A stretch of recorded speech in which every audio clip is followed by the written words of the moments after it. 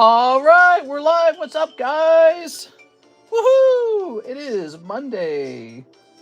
Okay, so let's get started. I'm gonna click yes on this. Hey, what's up, Troy? Hey, what's up, Alex? All right. That is the menu. We better add something to the menu. It's called Mega Evolution. It's not here yet. It's almost here. Okay, and by the way, what should the price on Mega Evolution be? Mega Evolution booster box. Actually, let's figure that out later. Let's get this stream started. It's the Monday daytime stream. We have some beautiful cherry Zards. Let's see. The Pokemon Bobble is about to pop. Quick, sell me all your cherry Zards. Live Cope's Card Shop. All right. There we go. We got a nice thing. We got a nice title now. Let me decide on a price for Mega Evolution. Okay, so let's see. Hey, how's it going, guys? Appreciate you being here.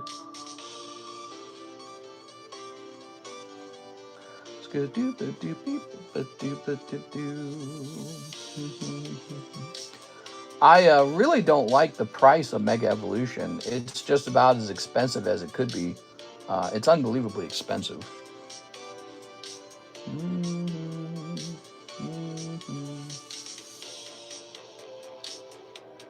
Scooby-Badoo.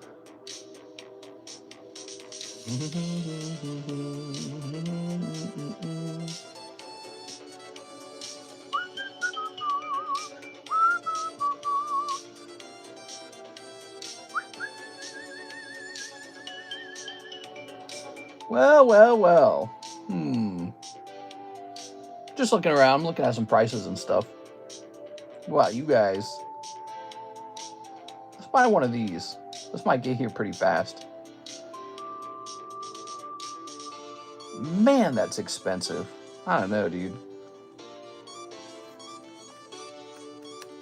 All right. Divided by 36. Man, I hate to say it. We are going to be starting our Mega Evolution price at $11.50. That doesn't feel right. Coming soon. All right. Very nice. So, we'll put this back over here. Well. How's it going, guys? We have a Mega Evolution price locked in, $11.50 per booster pack. I don't know. That didn't make me feel good, man. That's way too high, right? How can there be so much excitement? There's not even a Charizard in this set. There's not even a Charizard in this set. It makes no sense. All right, who's here? We've got Troy, Alex, Lord Pop-Tart, Mike Side, Tyler, Mr. Blake, Robert. All right, it is Monday night. The Monday daytime stream was pretty busy. It's interesting how important the daytimes are becoming. Let's go ahead and grab these. Of course, I started that late like a dummy. Pretty happy with these Charizards. Appreciate you guys being here. Let me have a sip of this. Wasn't Prismatic higher in the beginning? Yeah, Prismatic did get cheaper over time. That's true. Just for now. I wonder if that lasts.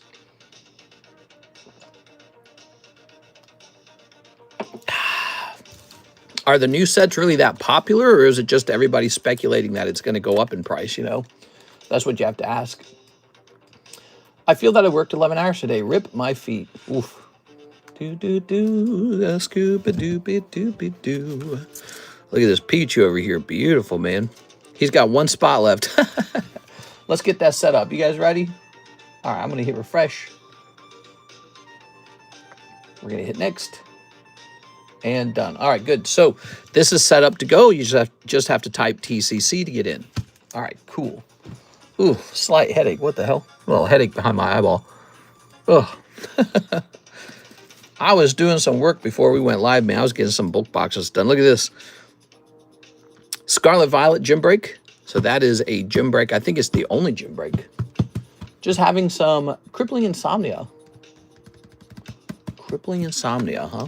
Put this over here. All right. Sung In Jung. Miss Alexis failed to ship this slab. That's not good. I'm going to go ahead and print him a fresh label. So that is my next step in tonight's stream.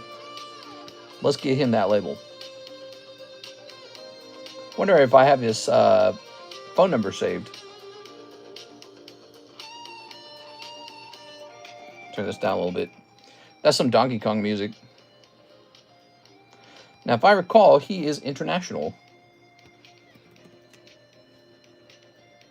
Oh, it's Sung In Jang. Okay. And yes, he's in another country. Okay, so let's go here. Let's contact him. I need his phone number. Well, no, let's check PayPal first. He might have given that number to me in PayPal already. All right. How's PayPal looking? We just spent some money tonight. How's PayPal looking? Log it in.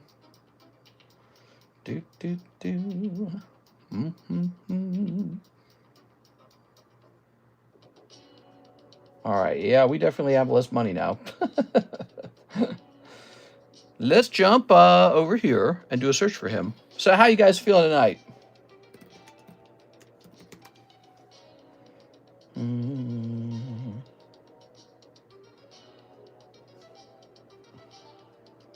Weird, it says I only have 2 payments from him. Is that because he eventually started using Wise, maybe? He started using Wise, didn't he? That's what it is. Let's check Wise. Aha, there it is. Okay, cool. And I don't see a phone number, though. Okay, let me contact him and tell him I want to confirm the address.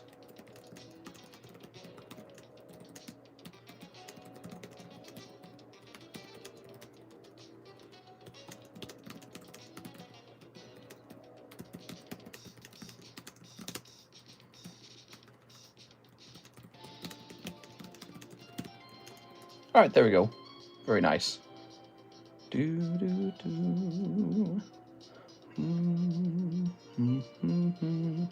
this. We have an order from Adrian Senna, and he says he'd like to ship his cards.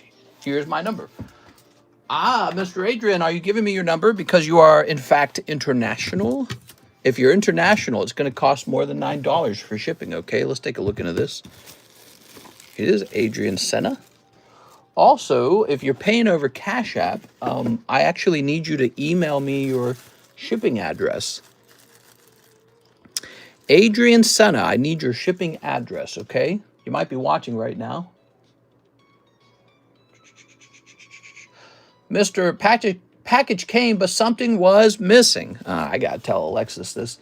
Tell me all about it, Mr. Mark. I want to fix it. Yeah.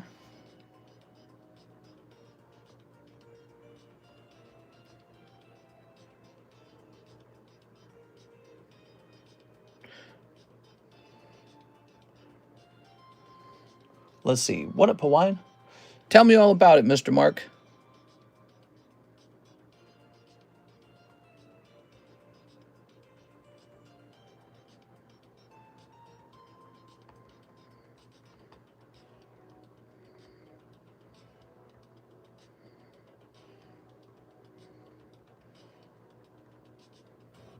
Okay, give me a second.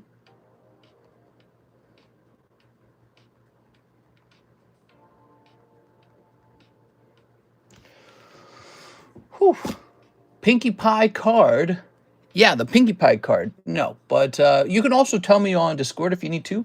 Adrian Senna sent in for shipping. I'm going to say $9 shipping. Adrian, I need more information to actually ship your cards. So to ship your cards, Adrian, I need your address. That's what I need. And so if you could just... That's my other one from the Kingy store. I got everything. Haha. Oh, he's messing with us. My gosh. Is there a way for me to talk to Adrian over the Cash App maybe? Let's see if that works. Hold on.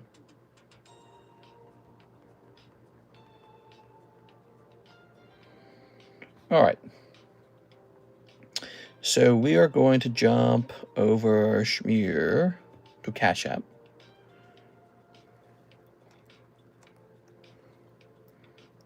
And we're going to go into our messages. Can I respond to this?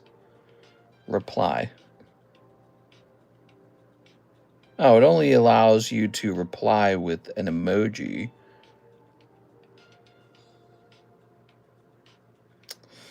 All right. My number is blah, blah, blah, blah, blah. Okay, let me put this over here.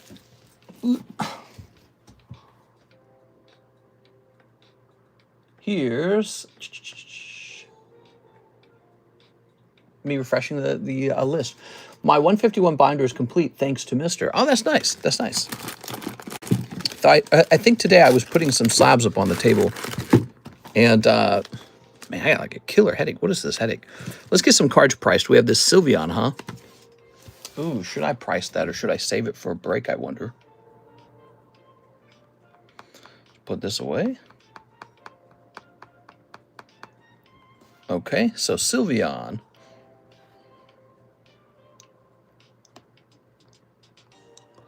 Two on two. How's it going tonight, guys? How are you feeling tonight? It's Monday night, the day after working. I hope you guys had a wonderful Monday. Nothing very excited happened for my Monday. I went out walking. So Karis and I got like an exercise walk in. I ate like a Velveeta cheese macaroni and chicken casserole. It was so gross. I'm not going to make that ever again. It was gross. I did not like it. Wait, is this card kind of expensive? I thought it was like cheap or something. Excuse me. Well, it's kind of pricey, actually. Whoa. Did you see the Phantasmal Flame Zard leak? Yes. Well, I'd seen the original leak that everyone was doubting, and now no one's doubting it. So, yes, I've seen the leak now. Hey, I see we got 43 viewers and 12 likes. Smash that like button for me, guys. By the way, did you guys know we are just about 70 subscribers away from 99,000 subscribers? Isn't that crazy? We're really close.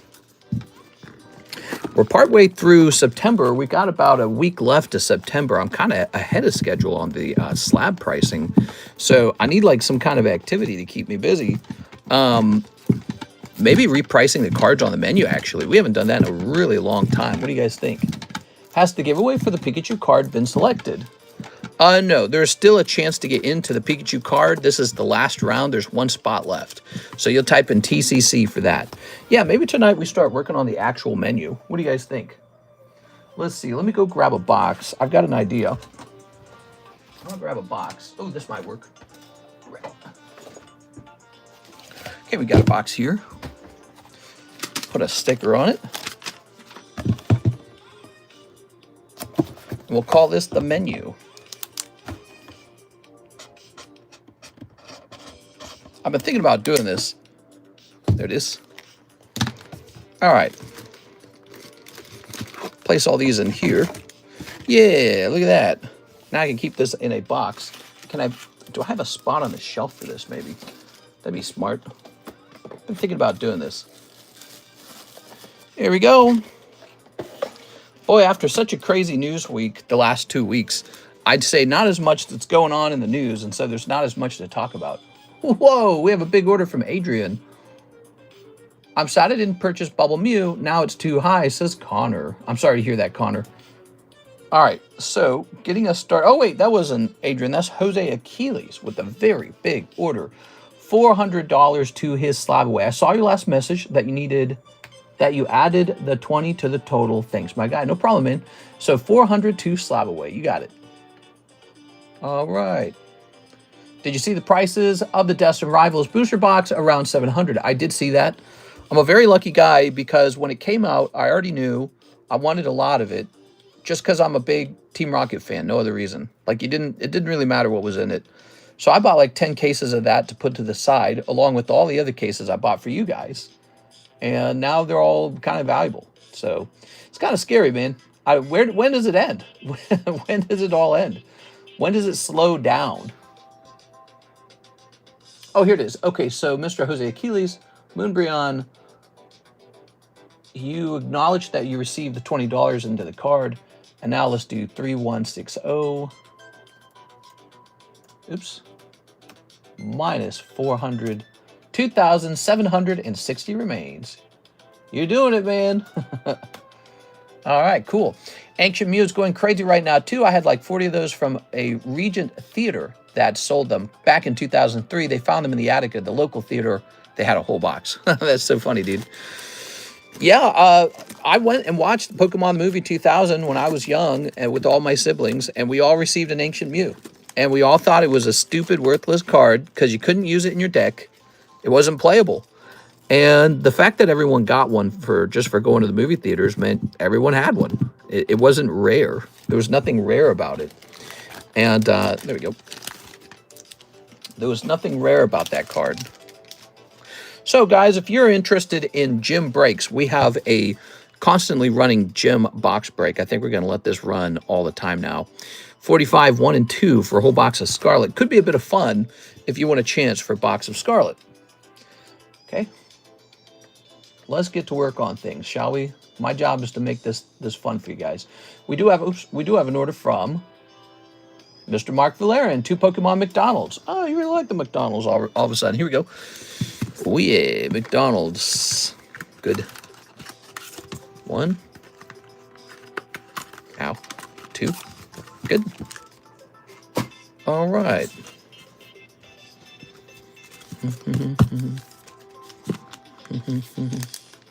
Scooby-Dooby. Skidooby. Roaring Moon. Wow. And a little Rayquaza back there.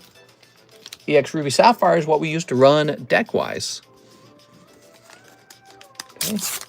It's all good. I own most of the other Mew cards. They're doing pretty well. Also, my favorite being like the 2014. I have a pretty good Mew collection. I guess the reason I say that is really just the one card. I think it's kind of like the best Mew card you can own, although maybe I'm wrong about that. I have the Southern Islands Mew, which back in the day, everyone thought that card was amazing. I had it.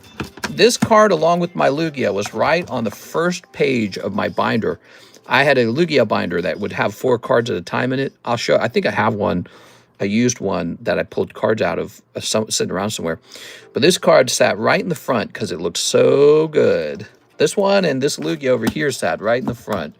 Then probably my Shining Kabutops. And after that, I think it was like Sabrina's Alakazam. I was actually a big Alakazam fan. I liked Alakazam. I liked Gengar. I liked the Psychic types. Oh, I don't see Lugia over here anymore. Okay, I don't know where Lugia went. But so this guy sat right in the front. And I've got one of the only 20s. There's not a lot of these that, not 20, one of the only 10s is Pop 20. And I don't know what the value on this is. Maybe it's a really high value. I'm not sure. But I can't believe I only got it for 5K. Got it for 5K probably because the code had been deactivated for it, the PSA code. And the guy was probably just trying to get rid of it, dump it, because he didn't want to deal with it. He probably thought it was fake or something. Pretty interesting. That's Mr. Mark. All right, Mark. Wonder if he knows that it ended up, you know, achieving realness. Wonder if he would ever find this channel and see that card and be like, whoa, I should have kept it. And actually, a lot of people could come to that conclusion. A lot of the cards I bought, I got them from somebody who shouldn't have sold it. Now, I've done that too. I've sold cards that I should have kept. You know, there's, like I sold Crystal Guardians Blastoise. I sold them for 3.5, I think, thousand. And I thought, 3.5 is pretty expensive, probably worth about 3.5. I bet you that card's like 10,000 now. And so I shouldn't have sold it. And it's so funny how often that happens. Like, your biggest mistakes in the hobby will be impatiently selling your cards. Assuming the hobby does go up. We'll start saying 10.25 on these now. Okay, Mark. Did you see the Oricorio SIR? I did see that, yes. It's a red card. He's kind of in a circle. Honestly, I think they're trying real hard to make that Pokemon, like, work. And they're like, you're a good artist. Draw the Oricorio and make it cool. It didn't work. I saw it and I don't want it. I saw it and I don't want it. In fact, I think it's kind of wasting his time and talent. Like, why are we working on Oricorio? How about we get a real Pokemon? You could give a Rattata or something like that that same treatment. It's not going to make it good. Like Magikarp's good because it's Magikarp. Giratina good because it's Giratina. I don't know how I feel about the big toad. What's his name, actually? I don't remember the frog's name. The recent frog that's like coming out of black and white. I don't know how to feel about him. He's okay looking, I guess. But Oricorio, nobody likes that. So I think it's a waste of talent. Like, imagine they had him work on that, but it was a Gengar. Could you imagine a Gengar coming from that guy? It'd be otherworldly expensive. But he's working on Oricorio. Great. Okay, cool. Here. You know, this Wario for 80 bucks, I know that's what I found online for that card, but I just feel like that's too high. I feel like that is simply too expensive. All right, there we go. He obviously should not be $0. 80 feels a bit high. Let's reprice him. I like this. Seismitoad, right? Seismitoad. Thank you. Yes, Seismitoad. Okay, so I think $60 is way more in attunement with what people would actually pay for that. So we have a nice PSA 10 Wario. Wario. The new gold Zard looks fire. Yes, there is a gold Charizard now, everybody. What do you think of that? Thank you so much for being here, guys. I appreciate your attendance to our live stream. Here's an order from our good friend Beatrice. Can I get 5 Poke Shuffles? Why, yes, you can, Beatrice. Let's go get those. I'm about ready to start showing off the breaks if you guys would like to see the breaks. I bought over 100 holos this week. I just can't help it. They're like top hits from booster packs. It only cost about 25 cents. Yeah, I've always long speculated that holographic cards from older time periods like Sun and Moon and Sword and Shield might do pretty well. Of course, during Sword and Shield, we all assumed that the holos were valueless because there's so many of them. But in the end, Sword and Shield ended up being really popular, and now the booster boxes are really expensive. So who knows? 3, 4, 5. Now we're in a new time period where you get like 2 reverse holos in every pack, and it's like, it's holographic inflation is what it is. Hey, picking up Hello Kitty. Meow. Little Hello Kitty. All right. So, let me move this over here. And let's get our Hello Kitty. The menu's in the description. Just wondering, how does one buy from you? Hey, what's up, GeForce? So, we do it all live from the live stream. There's no website. What you want to do is get into the description of the live stream. Do you know how to do that? It's in the upper right-hand corner, 3 little dots. If it's not in the upper right-hand corner, just look for another method to get into the description of the live stream. There's 2 ways to view the live stream, from the regular YouTube app or from YouTube Shorts. So, depending on how you're watching, that'll affect how you access it. Here we go. What do we got? Is this it? I think this is it. Ta-da! Okay, you did good on that. Look at that. There you're going to find my PayPal, my Cash App. You're going to find ZELLE. You're going to find VENMO. And when you want to buy something, you actually just send money directly to me, and I get an email for what you bought. Okay? That's how it works. Here, Beatrice. It's nice to meet you.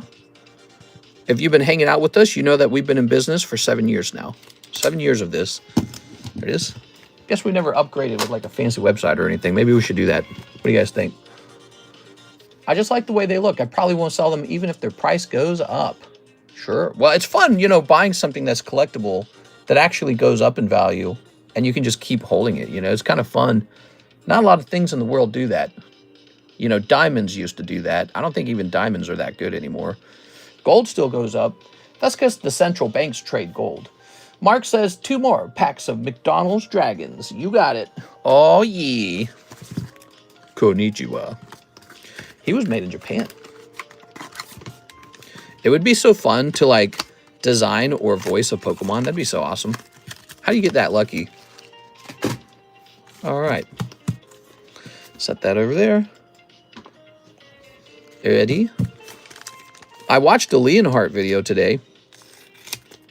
Something I've not done in maybe like 2 or 3 years. I'm not exaggerating. I've not seen his content in years. But I clicked on it because I think he was opening up a box of Mega Evolutions. I was like, I want to see Mega Evolutions. And it was so hard to watch. I was like, I can't watch this. This is virtually unwatchable. It's definitely 1000% children's content. You know how like when you make content, YouTube asks you, is this for children? He has to be clicking yes. That is not for adults to watch. It is a grandpa. So hard to watch. All right, Leonhardt gang. We're opening up Mega Evolution. Oh my God. The whole time, dude. The whole time. Not 1 second of rest, mental rest. You're just bombarded with it.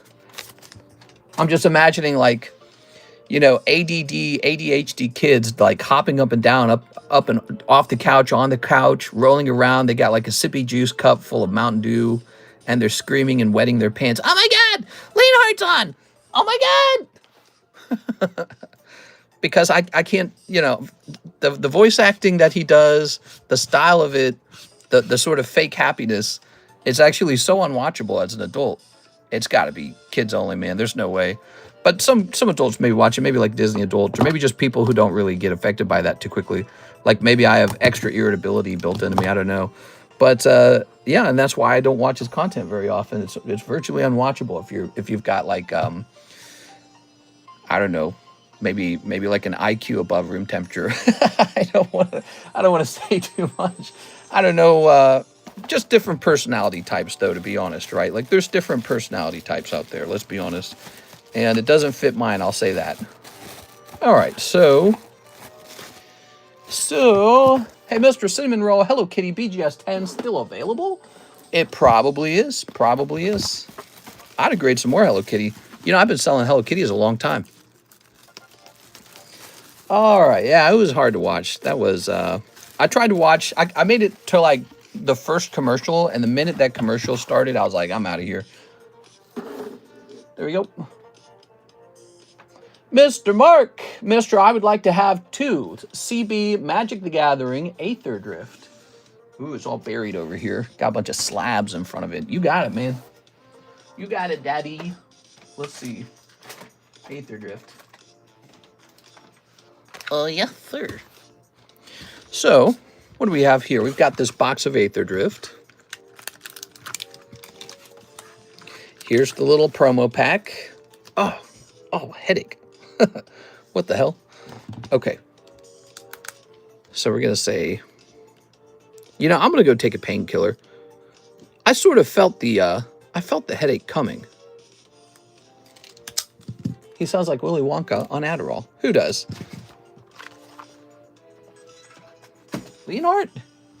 Nah, he doesn't sound like Willy Wonka. He sounds like he's trying to do an episode of Blue's Clues or something. All right, I'm going to go get a painkiller. I have some pain.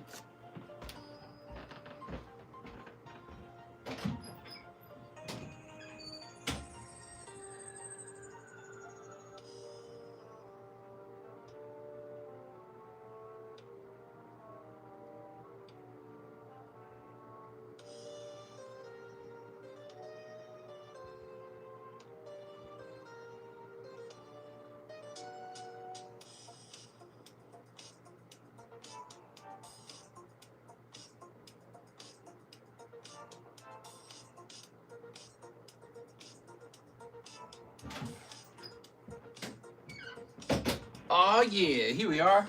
Painkiller time. Ugh. Why is he the only one who gets called daddy? Here you go, daddy. Let me have some of my drink.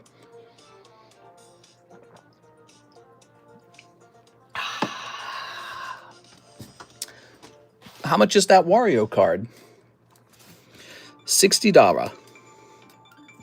Pretty nice. PSA 10 from, by the way, I'll also point this out. It's from 2010. It's an old card. Okay. What do we got? Oh no, he took Tylenol. Ah.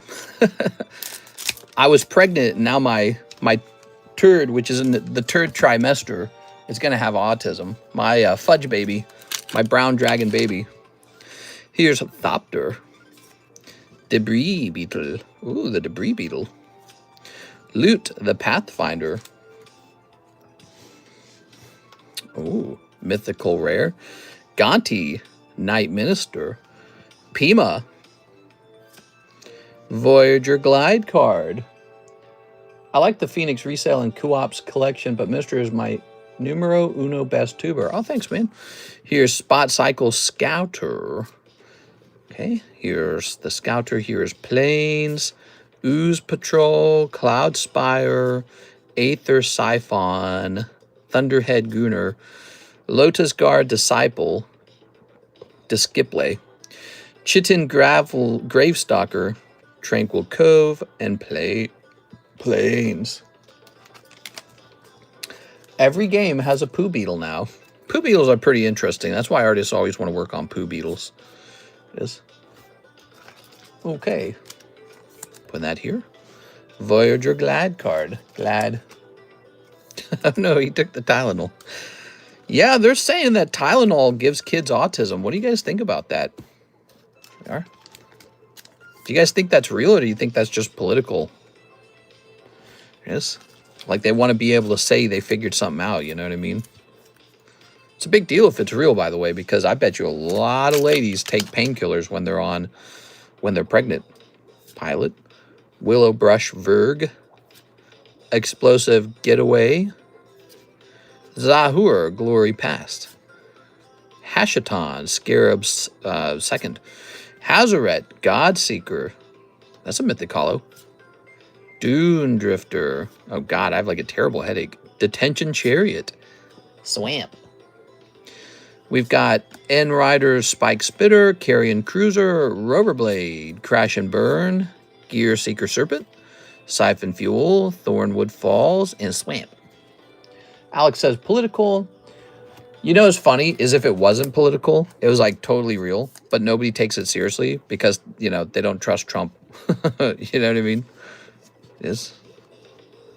All right, that'd be really funny. He is Hazoret. I'm sure the announcement is badly hurting the Tylenol company's corporate stock value. Ah. Dune Drifter. Show me your craziest, most expensive card. This one. By the way, this is a no rarity base set card, right? Here's some news. No rarity base set Charizard 10 just sold for $640,000, making him much more expensive than the original base set Charizard first edition. Very interesting. Very fascinating. Okay. They're probably going to sue Trump. I trust RFK even less. I don't know much about RFK. He seems like he's definitely him. He wasn't part of the Republican Party. We are. Remember, he ran as a Democrat. Then they basically rejected him. They said, you can't show up to the debates. And then he said, fine, I'll run as an independent. Then, of course, you're not going to win as an independent. So at some point, the battle becomes between Donald Trump and Kamala. Oops. And Trump says, hey, why don't you just join us? We'll give you a spot in the administration. And he's like, all right. There we go. But yeah, you'll remember he tried to run as a Democrat. He tried to, and they didn't want him. They're like, nah, you can't. Piranha Plant. Elma. Kind of like Elmo. And Nido Queen. He could be a queen if he wanted. It's up to him. It's not up to you. Now, here's Mr. Mark. I would like to know the weight of my bag for international shipping. Ah, okay. If you only have a bag, that's probably going to come in around 10 ounces from the looks of it. Could be a little more, could be a little less, probably a little less. 10's a conservative estimate from my side, you know, because I worry about the label being too expensive. So let's see. I'll give you an exact weight. Watch this. Okay. Ready? There it goes. Oh, I'm good. Look at this. 11 ounces. Look how good I am, guys. Wow, I'm just done this so many years. My brain knows. Just from eyeballing the bag, it says it should be around 10 ounces. Okay, there you go. You're technically allowed to have up to 2 pounds for the $40 shipment. But I will say this. That 2 pounds has to include the weight of the shipping box and the bubble wrap. So when it comes to your cards, it's more like you're allowed to have 1 pound and another 3/4 pound. right? Because the last quarter needs to be for the extra weight from the cardboard. Mr. is a human scale. I have been weighing things since I worked for my dad. I did all the shipping for my dad, and the way that worked, I was the one who printed the labels for the shipments. So I would receive a big pile of paper that contained all of the sold product, and it was my job to locate the product and then print a label for it. And I had a scale next to me, and what I would do is I would always weigh out the sold product. It was, you know, we were a wood crafting business, so it was always wood crafting wood. And then eventually I did that for like 3 full years, and I was so good, I stopped using the scale. I just pick it up in my hand. And then I knew how much it weighed based on what it felt like when I picked it up. Now I do that for Pokemon still, and I can just kind of guess the weight. All this time later, I can just sort of guess it. Oh, Volpic says, your craziest card, liar. What? Nice professional balance. Mr.'s a human scale. He's the black sheep of a politician family, dude collecting roadkill for the grill. He told that story about wanting to, what he found like a dead bear, and he's like, he wanted to take it home and eat some bear meat. I don't know. It's like a crazy story. It doesn't make me hate him. It just makes me look at him like he's kind of odd. But yeah, I don't know. He's ripped. Have you ever seen him with his shirt off? Why is it we always get these health professionals in charge of America's health, and they're always like these people who look very unhealthy? He actually is healthy looking. That dude takes his shirt off and he's ripped, dude. He's like doing pull-ups and everything. But yeah, I mean, that doesn't mean he's qualified to come in and say who gets autism and who doesn't based off of some, well, I don't know, because I didn't actually read into it. Is it based on any real science? Like, what if it is? It's got me open-minded. I'm curious. All right. I see you have Y. Schwartz cards. Was wondering how much the Honest SEC would go for in a BGS 10. I got Black Label 10. I got mine in a Black Label and can't tell what the value would be. 20 bucks. I don't know. Just whatever you want to sell it for. Ooh, okay, so there's 11 spots left in here. That's not going to finish tonight. Slow bro. Check this out. Check this out. We got Cloud up to 13 out of 20. He went from 4 to 13 very fast, everybody. This Cloud card did. And so he is available to break as soon as you guys want to. You jump in there, he'll finish. Here's another interesting one. This Bowser break is 3 spots away. There seems to be some desire for this one. Look at this. Cool. Recently graded from 2015. Very cool. And then another card that made some progress today during the daytime stream. This Espeon is now 6 out of 26. It's slowly but surely it's moving. Desirable card. Have you seen me with my shirt off? I should be in charge of the national health. No, I should not. Seen you? Well, I mean, it's pretty impressive that he would be in such good shape at such an old age. And again, I know he joined the Donald Trump Association, or administration, I should say, but he was originally a Democrat. And, you know, so it's not like he was loyal to Donald Trump and that's where all of his ideas came from. He's not like a, you know, red hat wearing Trumpy. You know, he wasn't that. He was a Democrat.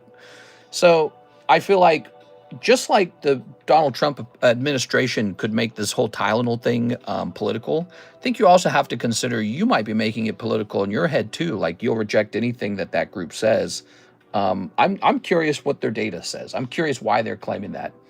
But it would also be interesting to see like a lawsuit come out and see how that plays out. Yes, it's possible to be biased on both sides, I think is what I'm trying to say. So now we got Mr. Mark. He's going deep for 2 more packs of McDonald's packs. And can I send out the McDonald's Roaring Moon and Drampa? Heck yeah, dude. Let's get it. All right.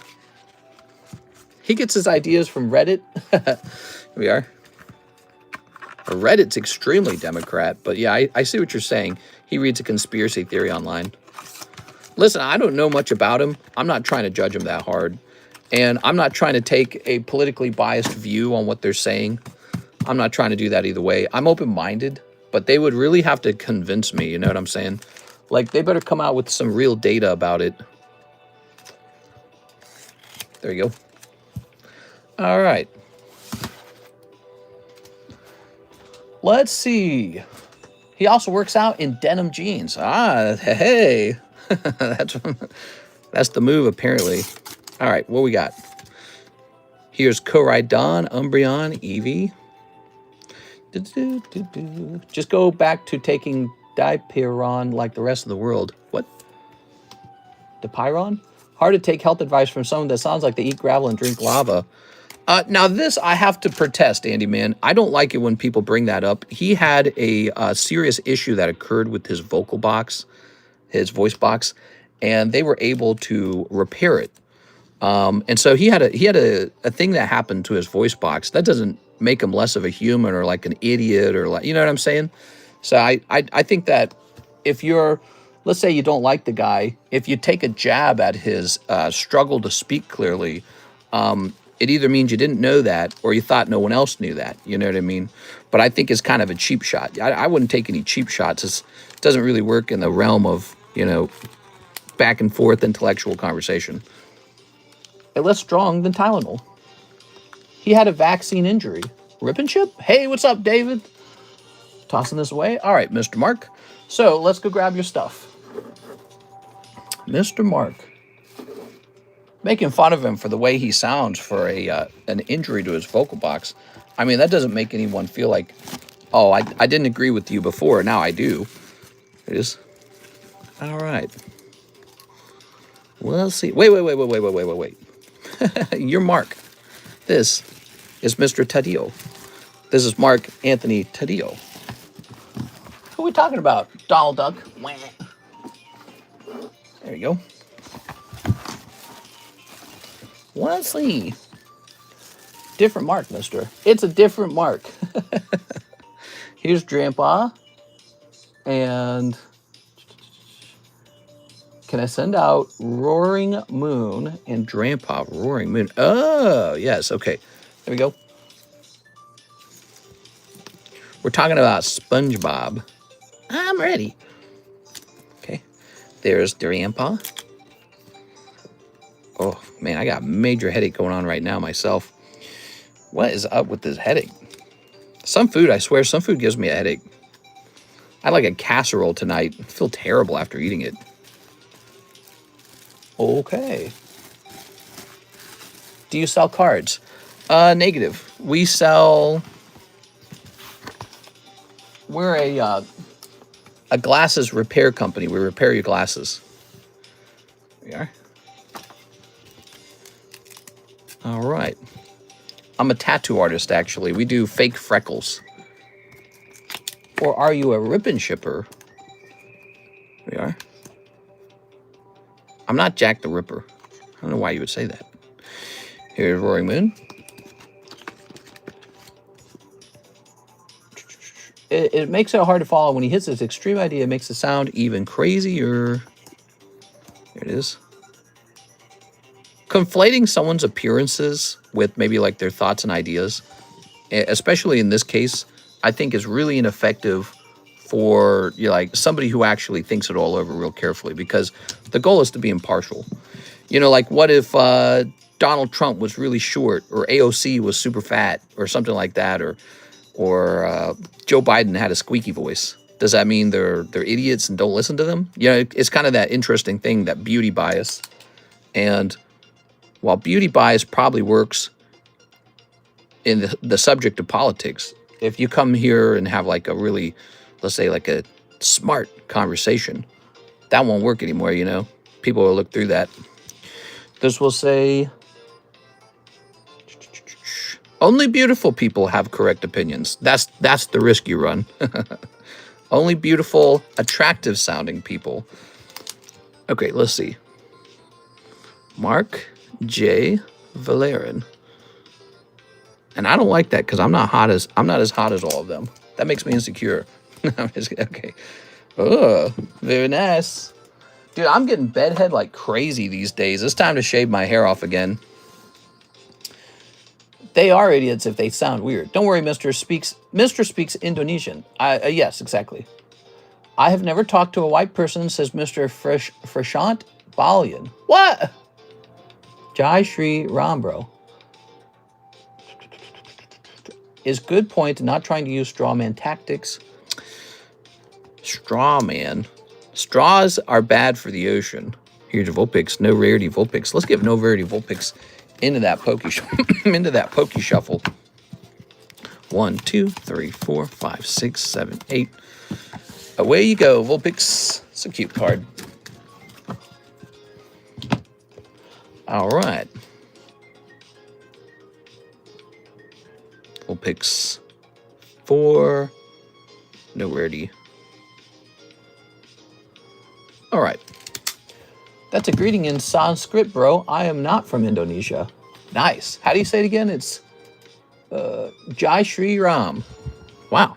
I'm feeling very Sanskrit. Oops. Let's place this over here. And we'll place this over here. All right. I was talking to a guy last night, and he was saying that he was having trouble getting a good job in his country because his education didn't take him to a level where he spoke his own native language at a high enough level. I thought that was really interesting. Here's Mega Gengar. Very popular, $40 to buy into that. You could buy in at $400, but I don't know if I recommend it. Here is a cheap and affordable Lickitung for $40. Here is a Metazoo Mothman for $800. Pretty cool. The jumbo pack? Right, we could work on a jumbo pack tonight. That's not a bad idea. What do you guys think? Jumbo pack time? Tonight feels like it's going to be a little bit of a slow night. Here's my theory.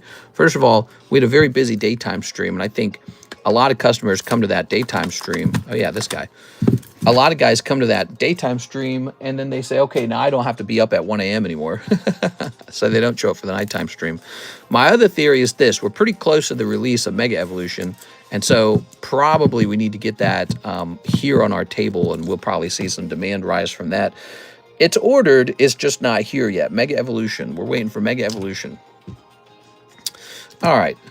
Ditto. In the meantime, we can focus on other unique products that we're really good at on this table. Like, for example, that is a gym challenge where you and another guy can break this box of a Pokemon Scarlet. Stuff's getting pretty old, this Pokemon Scarlet. All right. The person that shot the TV station left a note for Pam Bondi. Did they really?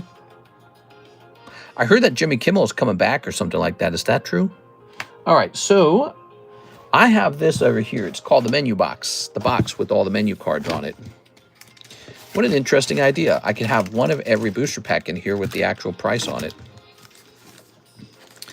Here are all the cool things we have for sale. Actually, you know, I think this could be really hard to keep updated because if you try to put every single product in there, I feel like it's not large enough. We've got that many products. But you know it's been really popular lately, those vintage cards like Teenage Mutant Ninja Turtles, The Simpsons, Nintendo game packs, even Donkey Kong. We've been selling all those old super vintage packs. Those are really fun. Sinclair announced Jimmy will not air on their station after Disney said the show is coming back. Interesting. All right, so let's get to it. Let's put together a jumbo pack break. Jumbo pack break. Let's start. Let's begin. I'm going to start by grabbing one of these. Okay. And then let's also have... I really want some odd stuff in here. That's the goal of this, right? Yeah, Cartoon Network Adventure Time Pack. They are.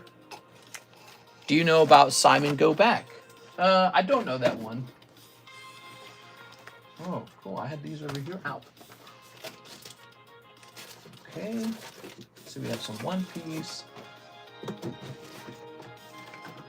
Here's an EB1 One Piece. That's fun. I know Green Eggs and Ham from Dr. Seuss. Yeah, I know Green Eggs and Ham. Is that good enough?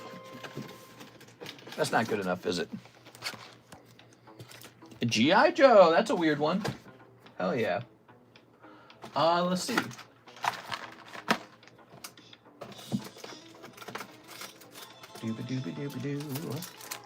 Here's Yu-Gi-Oh! Legend Rarity Collection. How nice. Okay. Hey everyone, happy Tuesday. What's up, Mr. Daniel Barry Sports Highlight? There is a Final Fantasy. What else shall we grab? Stuff that doesn't get opened super often. Actually, I really like these. These do get opened often, but they're very fun.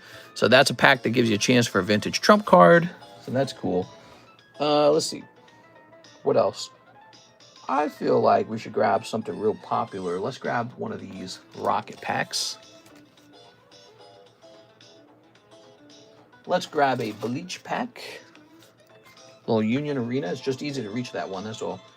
Let's see. Let's grab... Dooby-dooby-dooby-dooby-doo. How about a Night Wanderer? It's right here. There's a Japanese Night Wanderer. Stuff that people don't see all the time. Wait. Black White Bro. Pull another Cartman mom. Pull another Cartman's mom. These are fun.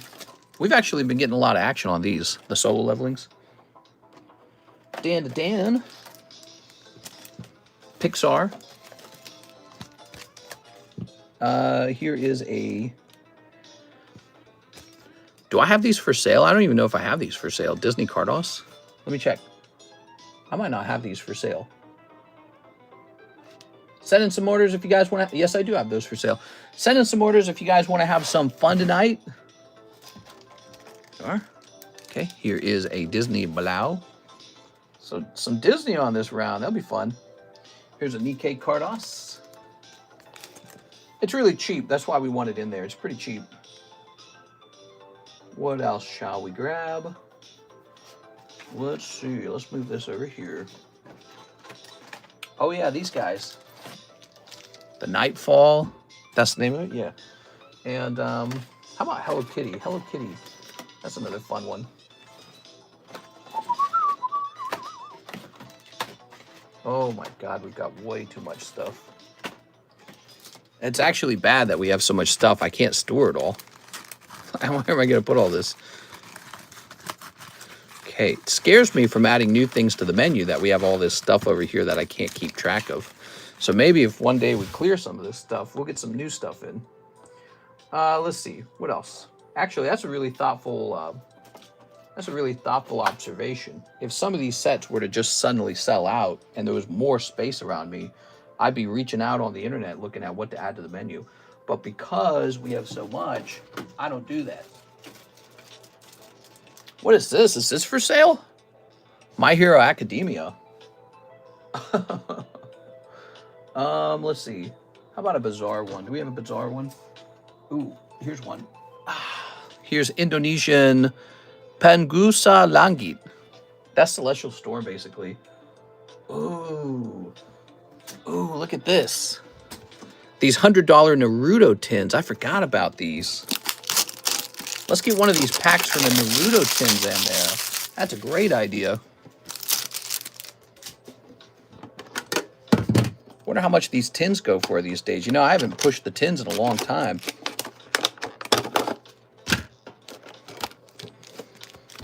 Okay. So it comes with the total of 4, huh? Huh? Ugh. Put this here. Who? $100 tin, and he rips it. Scooby-Dooby-Doo. Tossing that. Tossing this. Tossing this. Let's take a minute and start adding it all up. We might be close to our target already. Wow, Naruto series. So if the tin is $25 per pack, or $100 for the tin. Let's put this down as 25. Now, I'm supposed to know what this goes for, but my brain does not have it. Hello Kitty Metazu is $3. Okay. By the way, this is a great way to see if you want to open some of this. You can see the price, $3. This should be like, this is 2.5. This is kind of fun. This is kind of a Halloween set, and that's kind of a Halloween set. Okay, this is 2.5. Let's write it on her belly. Good. Disney Blau. How much is Disney Blau? $4. So this, did you even know we had this? Disney Blau. Disney Carddass, which is $3.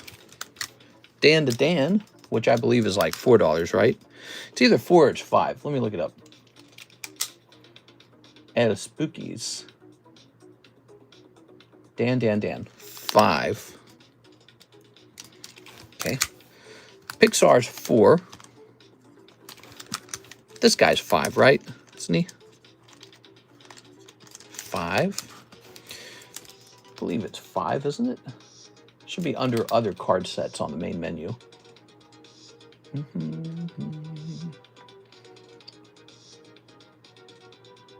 Oh, it's 6. It's 6. It was probably 5 in the past at one point. 6. There it goes. Night Wanderer should be like $2 or some low price, right? Let's see. Night Wanderer, $3. $3. And this is $1.70. I'll make it $1.50. Here we have Rascal Doesn't Dream. Now that's an English pack. $6. A bunch of people begging me to buy this and put it on the menu, and I did, and then no one opened it. So I've just got tons of it. It's like, why did you ask me to buy it then? I think people sometimes want a set, and then when they see the price isn't like $2, they go, oh, actually, I don't want that. And so I've learned that a couple times, like with the breaks. The breaks are a great example of this. Rarity Collection, $8. That's a Yu-Gi-Oh! Rarity Collection. GI Joe, where do we hide GI Joe? Is he at the top of this menu over here? Moving sale, GI Joe. There it is, $15. A little bit more expensive. If you did not know, I just sold a box of this for $340, I think, and I just shipped it. So that was $340. Pretty cool. Here's One Piece, EB1, Japanese, 3.5. Okay. Hey, what's up, Alex? What's up, Cody? Mr. Russ, what's up, Mr. Russ? Wonder what Sergio up to, or if his dad kicked him out of his spending habit. Sergio? Who's Sergio? I'm trying to remember Sergio. So this should be under other card set. No, it's going to be in the moving sale, isn't it? We got to get rid of the moving sale because I don't think anyone looks at that anymore. Oh, it's not even over here. So let's check over here under other card sets. Here it is. Big list, other card sets. Card Wars, Adventure Time, $6. Did you know this was available, guys? I don't sell these direct. These are not on the menu. I'm going to put it down for $5 maybe. I don't know what that really is worth. We know this is $10. Here's Bleach. I think Bleach is $5. This one, similarly, we don't sell this. And I think it's actually pretty expensive now, isn't it? This is probably like 10 or 12 bucks. I'm going to put it down for 12. See how that works out. And this is My Hero Academia. I don't think this is on the menu. We're going to say 3. So a couple items in this pile that's not on the menu. Pretty neat. Sergio the Artist. I'm lost. I have no clue what you're talking about. Okay, we're counting up. 3, 12, 5, 10, 5, 6, 3.5, 15, okay, 8, 14, 6, 1.5, 3, 6, 4, 5, 3, 4, 2.5, 2.5, 3, and 25 equals 147. So we actually have some room left on this one. Let's see. We're at 147. I think it'd be a great idea to grab one of these. Here it is. Trick or Trade. Halloween's coming up, right? Trick or Trades. These are what, $2? Let's see what Trick or Trades go for. They're in English, by the way. Yep, they're $2. So this is plus 2. That makes it 149. And then let's add one of these. One of these. Oh, yeah, we can have one of these. I didn't mean to grab it, though. Do I not have an open box of Pokemon Black? Okay, I need to open a fresh box of Pokemon Black. I might have to get a Playboy pack for the childhood nostalgia. The childhood nostalgia? That does not sound right. All right. Just trying to relive my glory days. Good. All right, there we go. Pulling that out of there. So, Nikke is 2.5. And then black and white is like $3 and $4, right? Isn't that right? Japanese, Korean. It's 3 and 2.5. So plus 3 plus 2.5. We're at 157. We got room for a little more. We're going to put one of these in for free. So the Digimon pack goes in for free. And then we got room for one more thing. Let's just get a little more. Let's get one of these in here. Here we go. Got it. All right, cool. So there it is, the jump. Well, it's looking thick too. There's a lot of stuff. There's a lot of packs in here. That's the new jumbo break. The jumbo breaks are fun, but they always take like 10 minutes to put together. But people love these. I might have to get a Playboy pack for childhood nostalgia. I already read that. What's up, guys? I see we have 37 likes. How do I talk you guys into smashing that like button? What if I said, please? Maybe you guys need an Oni-san. Oni-san! Or a konnichiwa. Konnichiwa! Oops. There it goes. Okay, it's 41 and 4, just like always. That's the jumbo pack break, everybody. I loved Digimon as a kid. I even played it on the PlayStation 1. Cool, man. That's neat. I wish Digimon did better. I would be happy to have it on the menu. It really doesn't sell, though, is the problem. But maybe I just haven't found enough Digimon collectors to come hang out with us.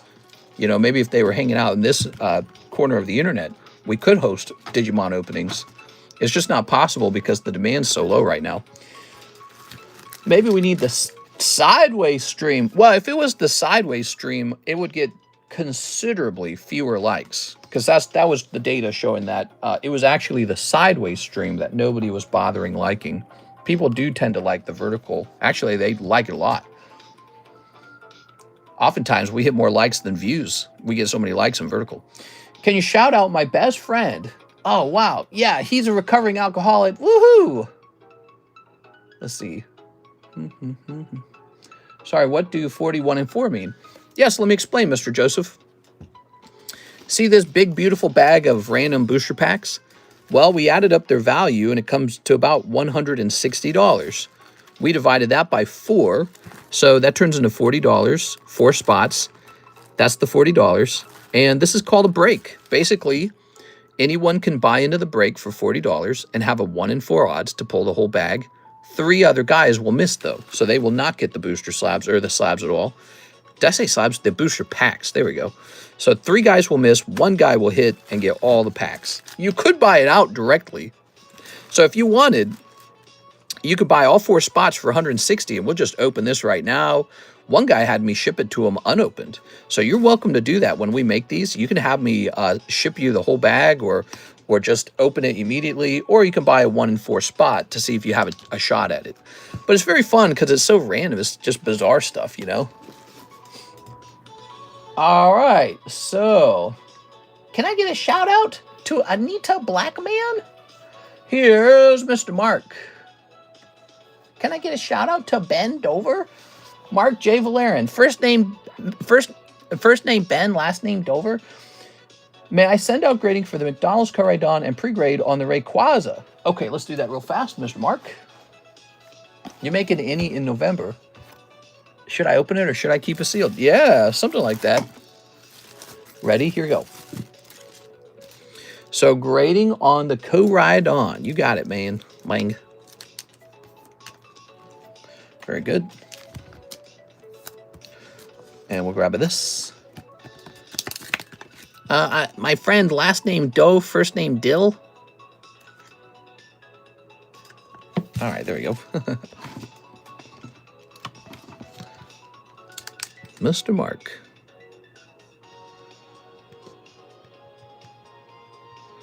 With a P. P for PSA.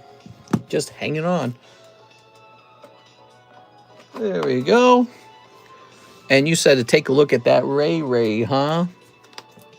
Ready? It's non-hollow card. Those are typically easier to grade. He has a centering problem and a white dot in the bottom corner. So there's a dot down here. And then if we're looking, centering from the left to the right is pretty off-center. So he would probably run around an 8. There we are. Anyone hear about this Rapture stuff? That's right. It's the end of the world. Maybe that should have been the title. Sell me your Charizard because it's the end of the world. What do you guys think? That's actually a funnier title. No, let's save that for tomorrow, maybe. We save that for tomorrow? Mike Hawk. First name Jack, last name Mehoff. No, the end of the world was 2014. How long have people been saying it's going to be the end of the world?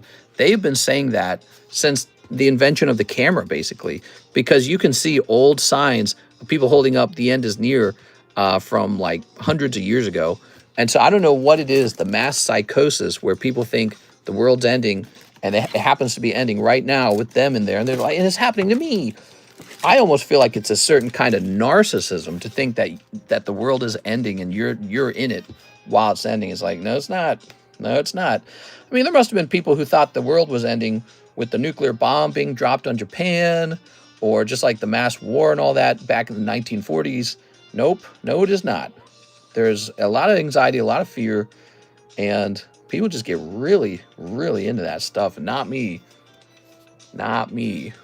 When it's over, I don't even got to worry about it because it's over. And if it's not over, I'm going to assume it's going to keep going. All right, so let's see. We're going to hit click. I'm going to sell all my stuff. That's tomorrow's title, selling all my stuff and quitting my job because the rapture is here. All right, there you go. Narcissistic. One lady was making laminated notes for her house for those left behind. Yeah. The rapture is fun because the rapture didn't exist for like forever. It was made up recently. The rapture was this made up idea very recently. Like, I remember learning about the rapture one day and I was like, what are you talking about? What is it? What is the rapture? Because I was raised Catholic, and the Catholics not once spoke about this concept. Not even one time did they mention it. It's coming from different strains of Christianity, and it was invented like 100 years ago, right? Here, let's ask AI. The rapture is so self-masturbatory. It's sort of like, I got saved, and you didn't because you didn't listen. Who invented the idea of the rapture, and when was it invented? Okay, you guys ready for this? Christianity, the original Catholic Church, arrives in like 2,000 years ago, right? The rapture was made up in 1830s, so about 100 years ago. And it didn't really spread until 1909. Wow. It's an evangelical Christianity idea. So just the evangelicals believe it. Man. Modern evangelical Christians, where believers are suddenly taken up into heaven. That's right. You're going to be left behind, and then you'll know you should have joined. Not me. I'm leaving with everyone else. I'm saved. Curtis Law says 1 box of Korean white flare. It's so mean, dude. It's so mean-spirited. That is so mean-spirited. Everything about it. Mr. Curtis. Hey, nice to meet you, Curtis. So there's 20 packs in here, and you sent in 50. That math does the correct math. Okay, let's do it, man. Let's get this open. You sent me like an extra 10 cents, and that like set my brain off or something. It was talked about each and every day could be the last for any of us. Those books were not marketed with religious tones. Oh, yes, I'm sorry, about 200 years ago. My bad. Sounds like a cult. 1830 is 100 years ago. No. I'm dumb. Clearly, I'm not qualified to talk on these subjects. I'm clearly not smart enough. But, you know, it just seems mean-spirited, doesn't it? Doesn't it seem sort of like, you know, like some kind of show-offy, oh, you should have listened, but you didn't. You know, one of those. It is. Like you broke up and you got a new girlfriend and now you're kissing her in front of your old girlfriend. You should have listened. Like one of those, right? Oh, you're left behind, huh? Well, I tried to save you. Very mean-spirited. Not very Christian, in my opinion. All right, what we got? If the rapture happens, will the Backstreet Boys be playing like in that one movie? I had an end of the world birthday 12-2012, but everyone was still here on the 21st. We are. Ooh, beautiful. This is for Mr. Curtis. Nice to meet you, Curtis. Curtis, do you already have a bag? I don't think you do. I think you're brand new. Mr. Curtis, you ready? So we're going to pull you some hot pulls here, Mr. Curtis. Snip number 1. Bye, bye, bye. Snip number 2. Snip number 3. And snip number 4. Very nice. Okay. Is this your first order, Mr. Curtis? Those books were not marketed with religious tones.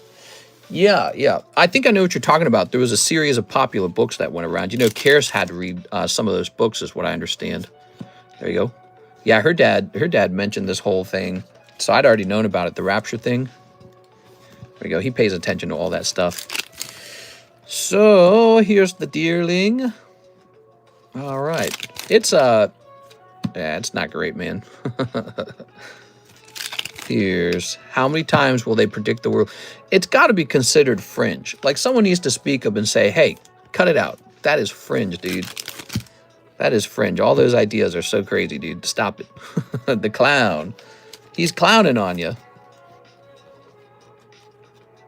The Taken series. That's right. You said you weren't the Ripper. That's right. But my name is Jack. And I do like to rip Pokemon packs. But I'm not Jack the Ripper. Oh, Durant fell over. How do you do that? Hold on, let me pick him up. Sorry about that. Okay. They were big in elementary school. It took me a couple chapters to figure out I was surrounded. There we go. It's so like, you know, it's so like Chicken Little, the sky is falling, isn't it? There's multiple elements to it. There's a revenge element to it. And the revenge element is quick. You better convert and follow Christ, because if you don't, we're all going to go to heaven and you'll be left behind. And so it's like, I feel like it's a serious sort of like told you so revenge element. Man, that's crazy, man. But also, you know, the end of the world, that's another element too. People who kind of get wrapped up in that way of thinking, I feel like they're people who maybe need to take an anxiety pill or something. Like maybe take an anxiety pill, come back later. You know what I mean? Maybe slow down a little bit. Isn't the rapture from the Bible? It is not. No, it is not. We are. Very nice. Mr. Also appreciate you for sending out the playmat in my package. No problem, man. We are. Okay. Here is a Yamask. I believe I've heard that argument and it was disproven very strongly. Okay. All right. That's New Wave Spin, says Andy Man. Yeah, exactly. I'm on the same side as Andy Man on this subject. Do you condone smoking blank if it helps my psychosis? I don't condone anything like that. Here's Rogan Rolla. But if you are having health problems or mental health problems, seek professional health and be as healthy as you can. Let's see. All right. Yep, I would say seek professional medical help, and they will get you some help. Here's... Dude, if you're doing any kind of hard drug, it might be giving you your mental issue, because that stuff is really not good for your brain, you know, like messes it up. Ugh. So I would say far, far, far away from stuff like that. Why don't you have, look at this guy. See this guy? Take a quick look at this Pokemon, Mr. So-and-so. Look at this. He's outside. He's in nature. He's got the sun on his face. He's naked. He's got the mountains in the background. And he's just holding some berries. He doesn't look like he's having any issues. That's what you need. What you need is to get out there and do some sun tanning around the mountains and have a big basket of organic blueberries with you. I bet you that'd make you feel way better. Maybe go mushroom hunting for like chanterelles. I did that with Karis this year. It was really relaxing. It's actually really fun. Are you guys ever gone mushroom hunting? I went mushroom hunting, and Karis and I, this year we went mushroom hunting. We posted all about it in our Discord server. We got a whole basket full of chanterelles, and it was a great exercise. I must have sweat a bucket of sweat. It's so humid and hot in the like forest. Also, we had to pick ticks off of us the whole time. We had like all this tick protective gear off. There were so many ticks in the grass. But anyways, I didn't get bit. It's just there were a lot of them. But we found like whole baskets of chanterelles and another type of mushroom called dark trumpets, and it was really fun. The chanterelles don't really have too strong of a taste. They sort of just taste like the forest floor. The dark trumpets, on the other hand, have like a really strange, almost like bark-like flavor. It's strange. They taste like the dirt and the trees and the rocks. They have a very powerful flavor, and it makes your food very aromatic. So I was putting them in ramen. I was like shocked at how strong they were in the ramen. You know, if you ever put like shiitake mushrooms in your ramen, and the shiitake can really dominate the flavor of the soup broth. Well, these dark trumpets could do that too, and it was good. It was like tasty. It was umami. Sounds gross. No, it's very delicious. It was delicious in a good way. So if you have like a flavor of the trees, that's not a bad thing. I mean, what do you think you're eating when you eat any vegetable? You know, a potato tastes like what? Well, like a potato. Beets, carrots, they taste like the earth. All right, Mr. Curtis, new bag time. I like your Piplup. No, that is not his name. Piplup's the penguin. This one's Oshawott. Okay, just going over that again. Very nice. Umami. I only smoke Charizard. That's right. LMAO, you can smoke blueberries? No, but, you know, if you got a nice basket of, I don't know, like organic blueberries, and you're just laying out in the sun, eating a couple blueberries, and really letting your mind rest. That's, you know, if you mentioned you have maybe some struggles with the mental disorder, the very last thing I would do is try to self-medicate it with like some sort of hard illegal substance. Don't do anything like that. You could talk to a doctor. A doctor might be able to help. Say like, hey, I've got this issue. Tell me what to do. You know, the first thing he'd probably tell you to do is not smoke anything. That's what he'd tell you to do. He'd be like, stop that. He'd say, that's the source of it. That's the cause of it. Your body might be becoming dependent on it or some crazy thing like that. You know, that's what your doctor would say. He'd say that in 2 seconds, I promise you. All right, but I get it, man. Life's tough. I think that's why people turn to drugs. I get it. Life's really tough. It's so tough. Like, man, even just being bored, you know, like I get bored sometimes. I just want to start ripping my own skin off. I'm like, I'm bored. I can't take it anymore. But, you know, I find other ways to stay not bored, like going back to work. Go find like a side job or something. You know, go meet some new people. Go make some new friends. Go get a side job. Take a day off. Just rest in the sunlight or something. Here it is. Go swimming. Finally off work. What's up, Whipple? Hey, what's up, Mr. CS man? I'm a slave to money. I like keeping myself busy. If I get bored, I go nuts, dude. I hate being bored. That's the hardest for me, is being bored. I don't handle that very well. Yeah, if I get bored, I get really, really frustrated. You know, but that's why I like games and stuff like that, video games. Right now, I'm not playing any video games. I was playing Elden Ring Nightfall a lot. And I stopped when they released the Death of Night or whatever it was called, the Endless mode. I thought it was going to be really fun, and it was actually really boring. And as a result of that, it kind of put me off, and so I don't play it anymore. 2 more packs of McDonald's. Oh, you got it. You can have all the McDonald's dragons. Dark and Night was cheeks, to be honest. Yeah, so the idea that the monsters just have more health and then do more damage, it's so boring. And it also makes certain playstyles impossible. You know, and there were no new monsters. The rewards were like negative rewards. I was like, I don't know, dude. It was fun like once or twice, and then I said, I'm out. The game's boring now.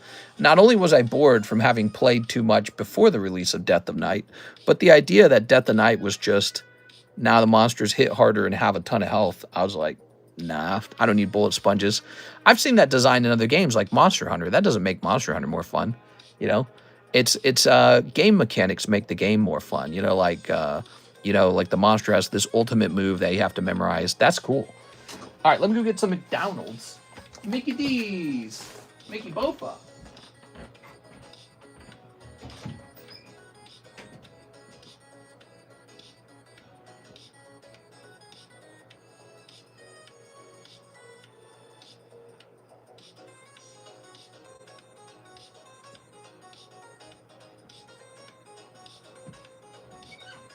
All right. Yeah, the other problem, I guess, is the Death of Night rewards were terrible. Now you just get, like, more of these really boring relics that are They're like negative now. You have to like find ones that fit your build, even though they have negative attributes. Like, all right. Do. Play some Bloodborne, you'll love it. I already did. I played all the DLCs, and I beat all the monsters. I did that a long time ago as the TheCardconomist, and I had a rule. I started the game with like the halberd or something, and it was like this R2 spinny move. I had to beat every single boss in the game, even the worst ones, with nothing but charged R2s. It was really funny. That was years ago. We recorded that. We are. I had a lot of trouble with the, what's the name of that stupid monster? It was called like the Fetus or something. Natural Born? No, it wasn't called Natural Born. It was called the Firstborn. Man, I don't know, dude. Came out of like a whale monster. I'm slowly working toward a 1,000 win streak. I'm just playing base Elden Ring again. NG plus 7 is fun. I think I said NG.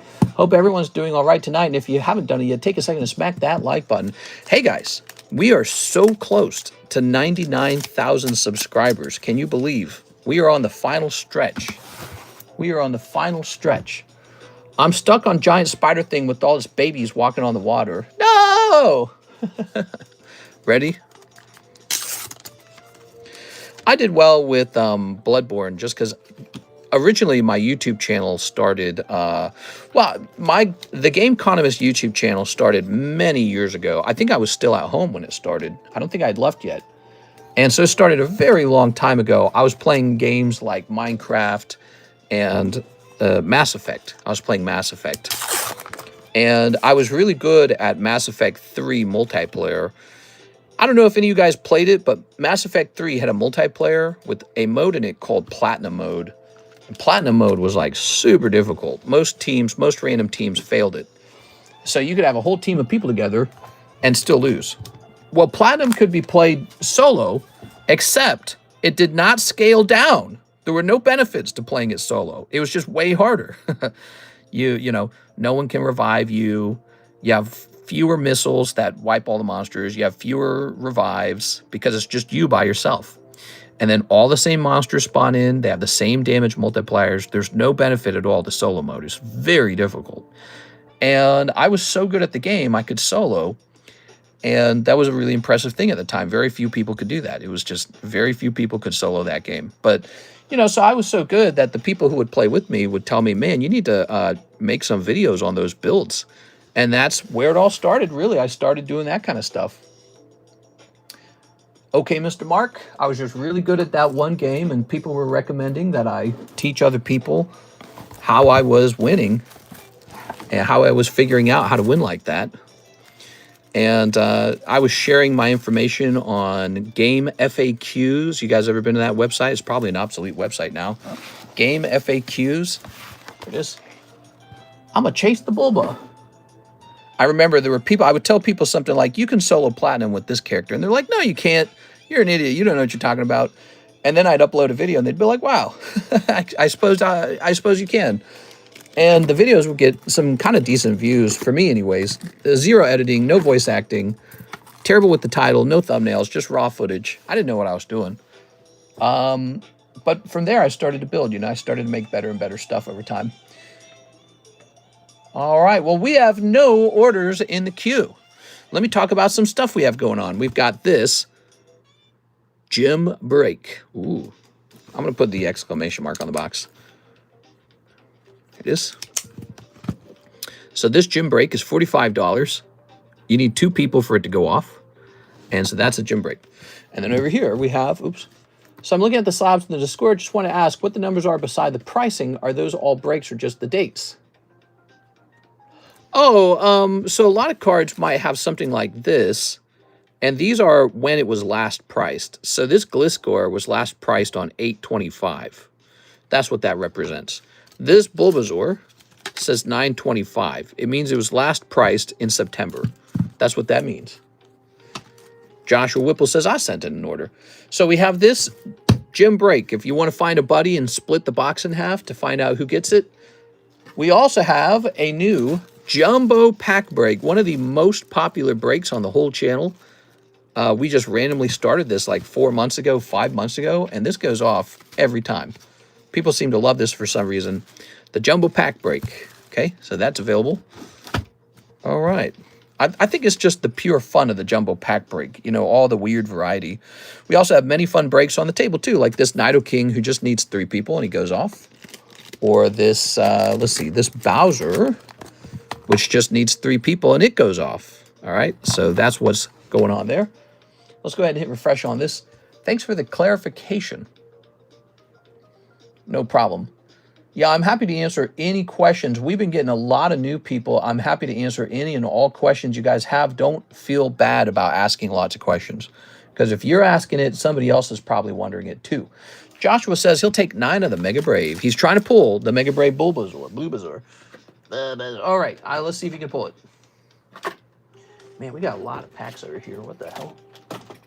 What is this? Blech. Okay. I believe we have to get a fresh box of the Mega Brave. That's what it's looking like from here. Yep, I'm getting a fresh box. Oh, wait. Oh my God, we just have so much stuff. There it is, Mega Brave. So did you guys hear the news? Pokemon Destined Rivals has exploded in price. The booster box value has, I think I have 10 cases of those. I'm not sure if it's 10, could be 9. Yeah, I love that set. Destined Rivals, really, really expensive. I don't think that you should rush to go buy it though, necessarily. It could be the case that they get some pretty heavy reprints on that set. 1, 2, 3, 4, 5, 6, 7, 8, 9. We know they have that Moltres box planned, right? The Moltres stamped box. That'll be pretty cool. So yeah, I mean, I would be careful with it because it could be overpriced, especially since it happened overnight. It could be one guy bought it up a bunch and he's going to put it in a closet, and the market might fluctuate and bring that price back down to something more reasonable. But these boxes of Pokemon are just reaching really unbelievable prices. It's too much. I've been keeping track. Awesome. Thanks for the clarification. Good luck. All right. Snipping this. Who wants that last spot in the Pikachu break? You got to type TCC into the chat room in order to get into that. We have 50 out of 100 likes. Thanks, everyone, for those likes. I really appreciate it, guys. We are basically where we want to be. We want to have at least half of the viewers. Here's Knackle Stack or something like that. That's a really trippy card. Have you guys ever looked at this for a while? It's trippy. He makes me think of Minecraft. Cold. Where he looks like a freaking Transformer or like a Power Rangers thing. Here's the Power Drink. Is it bad to ask for Gold Poker Deck Part 2? I mean, you can ask, but I'm not necessarily going to go work on it. Here's Venusaur. Here's Steelix. Oops. Here's Cinderace. And here's a cold one. Okay. All right, let's set this back over here. Very nice.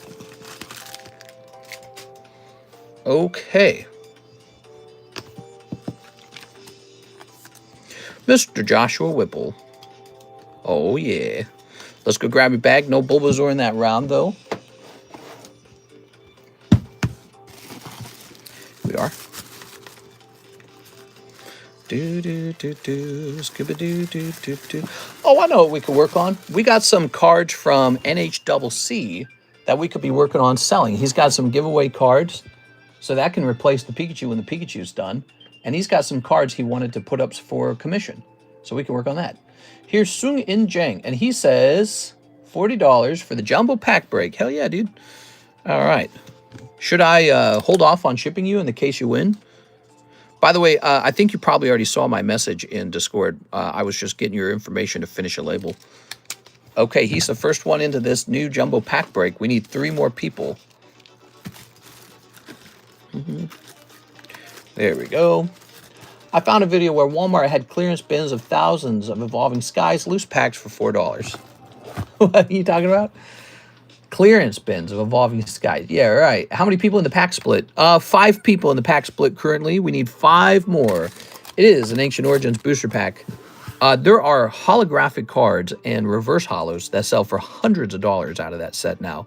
So Ancient Origins is a whole nother beast. The Ancient Trait card could be in there. That's like an additional hit pull, and that could be worth over $1,000 if it's the right card. Sent for the rest of the box. That's probably the move to make, you know, because for all you know, somebody else might send ahead of you. Let's just see. We want you to have it.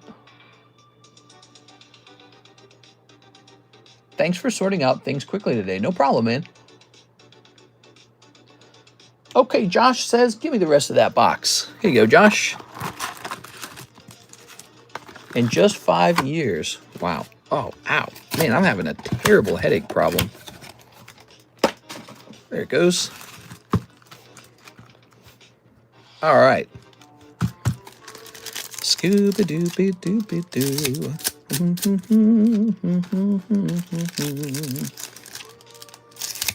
Snipping that.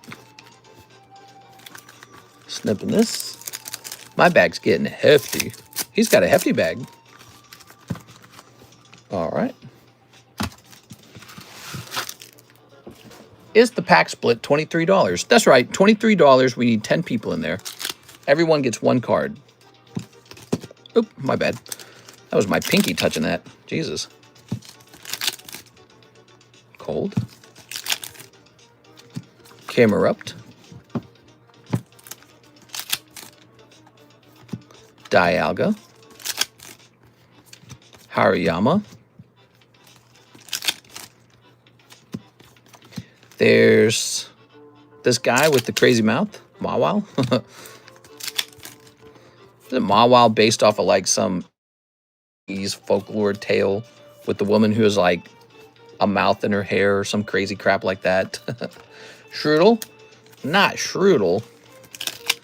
Here's a cold one. Cold.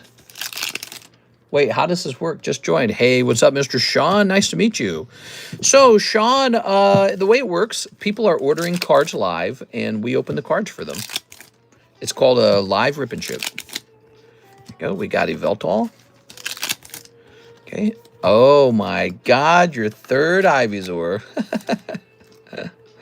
You got plenty of Ivysaur. I mean, it's not a bad pull, but it's not Bulbasaur. There it is. Still time to pull Bulbasaur, though. Let's see what happens. Cold. Or maybe like a golden card. Oh, not a golden card, though. You are going to pick up SAR, Lieutenant Surge. Not a bad box. Isn't it? I don't know, because I don't know, even as an SAR, will people want that Lieutenant Surge? I bet you they won't. Just because he's a guy. I just saw the Homeland Security recent video. Did you guys see that? It's pretty, it's like traumatizing and funny. The latest Homeland Security video shows like people getting arrested to be deported, which is like pretty dark, right? But then it's like set to the Pokemon intro music. I want to be the very best, right? As if you're going to catch them all. What the fuck? We posted that in Discord because it was like pretty shocking. Will Pokemon not sue them for that? Like, there's no way Pokemon wants to be associated with something so dark. We are so controversial and not fun and lighthearted. So that was, whose idea was that? What is it? At this point, I'm willing to trade 2 Ivysaurs for the Bulbasaur. Here we go. That is for Mr. Josh. Josh, I don't think anyone here has it. Pokemon prices up as we speak. Yes, Pokemon prices continue to rise. Where does it end? Does it ever end? Or are we in a new Pokemon bull market? Is this like what it's going to be like from now on? Like, where does it end? Maybe whoever made that watched the stream. I don't know, dude.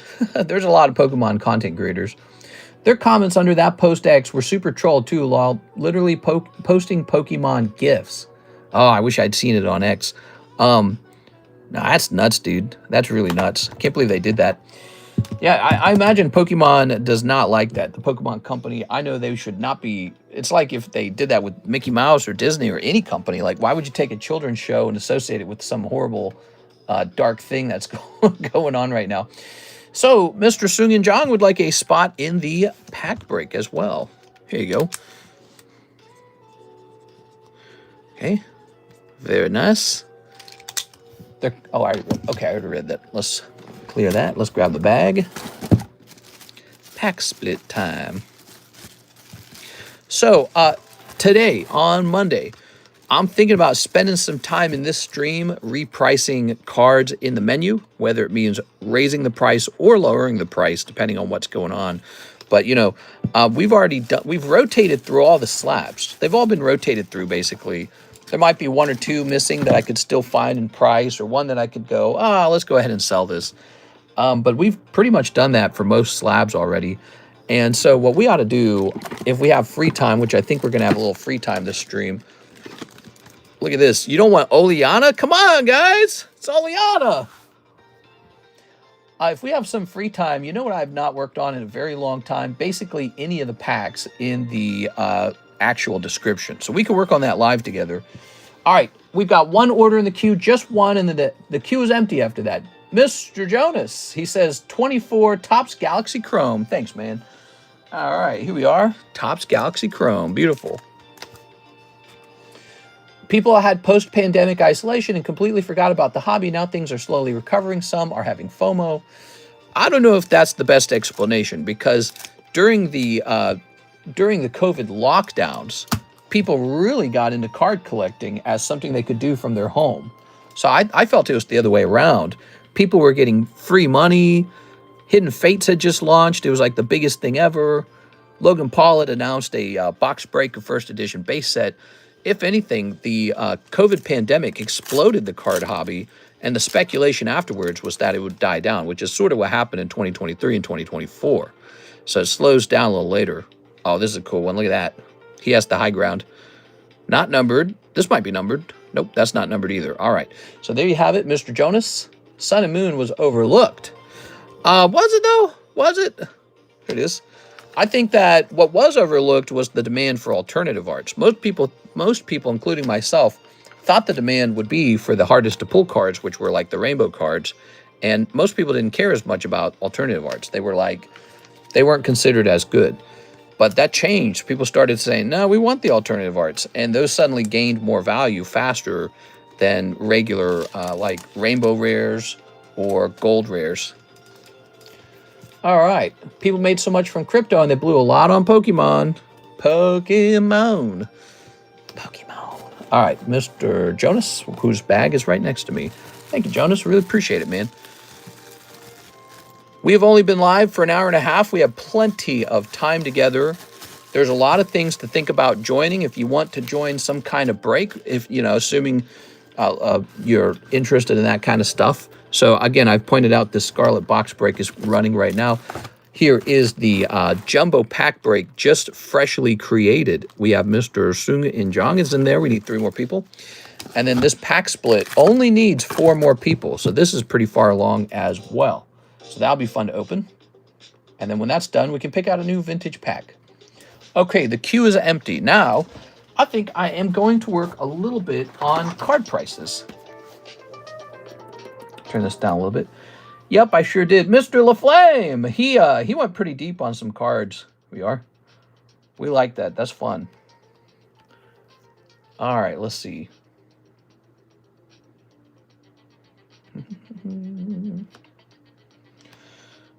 We're heading over to the menu.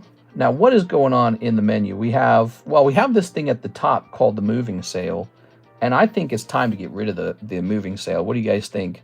Because it doesn't feel like those are selling out or anything. So we're going to move this Topps Mario pack down into the Topps menu. Okay, so now Nintendo's game pack is down in the Topps menu. Good. Now we're going to grab the MetaZoo Kickstarter pack, which it says it's actually $45. That's interesting. We're going to move that to the MetaZoo menu. We have a MetaZoo menu. What the hell? Is it not working? Did it freeze?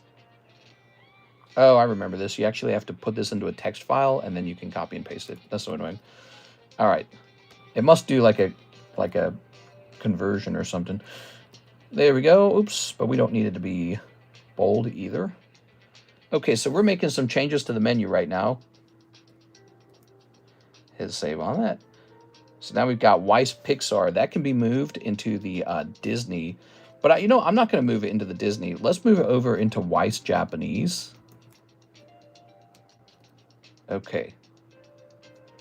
Okay, we're going to save that. We have Minecraft base set. We're going to take that and move it off into the other card chips.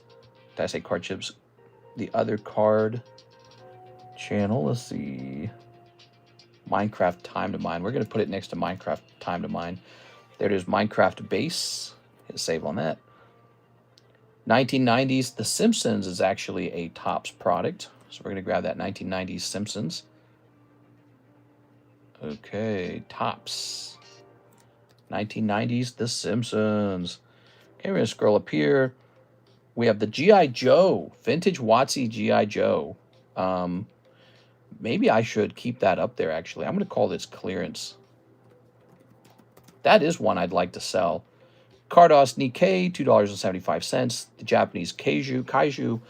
Yeah, actually, I would say that one should be clearance as well, the Kaiju. So Kaiju, Carddass, vintage WOTC GI Joe, those all should stay there. What else would I like to put into that category of clearance? Anything? One Piece, Union Arena, Weiss English, Weiss Japanese, Final Fantasy, Star Wars, Magic the Gathering, Topps, other card set, Korean Nikkei, Bandai Gundam, Lord of the Rings Action Flips, HoloLive Curious Universe, HoloLive Elite Spark, Trump PB, that's one of the best-selling sets, is actually the Trump PB. Let's get the Minecraft and put them all together. I'm going to put this over on the other menu. Okay, so we got Minecraft. Okay. So we've moved the other Minecraft over. That's nice. And, okay. We're making some menu changes live, guys. How cool is that? Okay, so the moving sale is no longer called the moving sale. It's just called clearance. And now I just need to think about stuff that should go into the clearance category. Oh, I know one. Card Wars. Yeah, Card Wars. Let's see. Card Wars Adventure Time should certainly be considered a clearance product. Okay. Let's jump that back over here. We'll jump over to the clearance category. Adventure Time's Card Wars. Cool. I think we're good now. I'm going to leave that alone for the moment and take a quick look and see if we got any new things going on in the queue. Hit refresh. What do you do? Like, where can I buy packs? Shh. Nobody tell them, nobody tell them, nobody tell them. David, we don't do anything. What do you think we do, David? You think we're doing something? Come on, David. Playing with Pokemon at age 35. Actually, age 36. You've underaged me. I'm actually older than 35. And yeah, so these are my little Pokemon cards. La la la la la. And then they kissed. Sorry, Wilfred. I'll never be old. Mister, from that tag shipment you're getting soon, will a lot of cards be put on the table to sell? Most likely, yes. Most likely, yes. We've got Piplup. We've got Mumbreon. Whoa, he's pricey. And we've got this Gengi. Wow, those are some high-quality slabs. Let's take a quick look at that. Piplup from 2007, Pearl. Beautiful. Here is a Sun and Moon Umbreon. Just kind of pricey. Probably hard to grade. And then here's a Japanese Gengar. Lovely. Where could I buy these from you? You really want to know? Do you really want to know, David? Are you sure? You're almost the same age as my brother. Age is a mindset. Here we go. Well, I really am 36, and that's plenty old. Pokemon cards were a big part of my childhood. Now I run a live card shop is what we do. I don't know. I don't feel, I've listened to a lot of people talk crap on Pokemon cards for a long time, like especially the early years, like 2019, 2020, 2021, even 2022.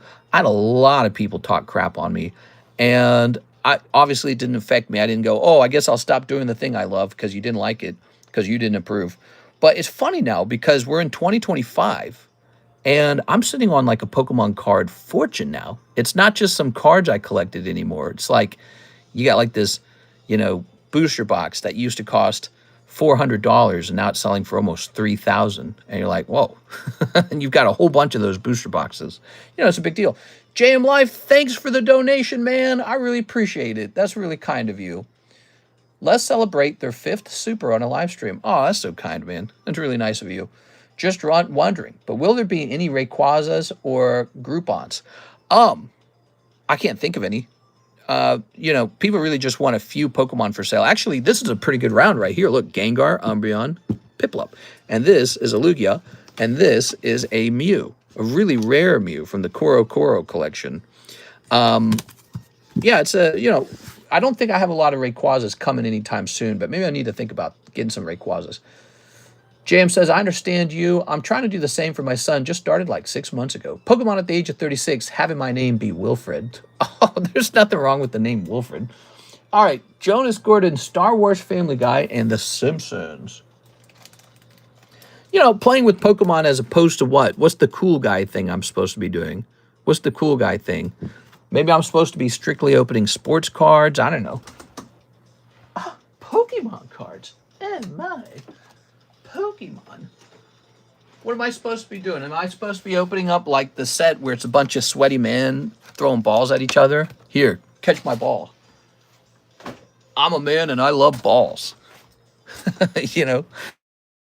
So sports is probably more masculine, more high tea if you want.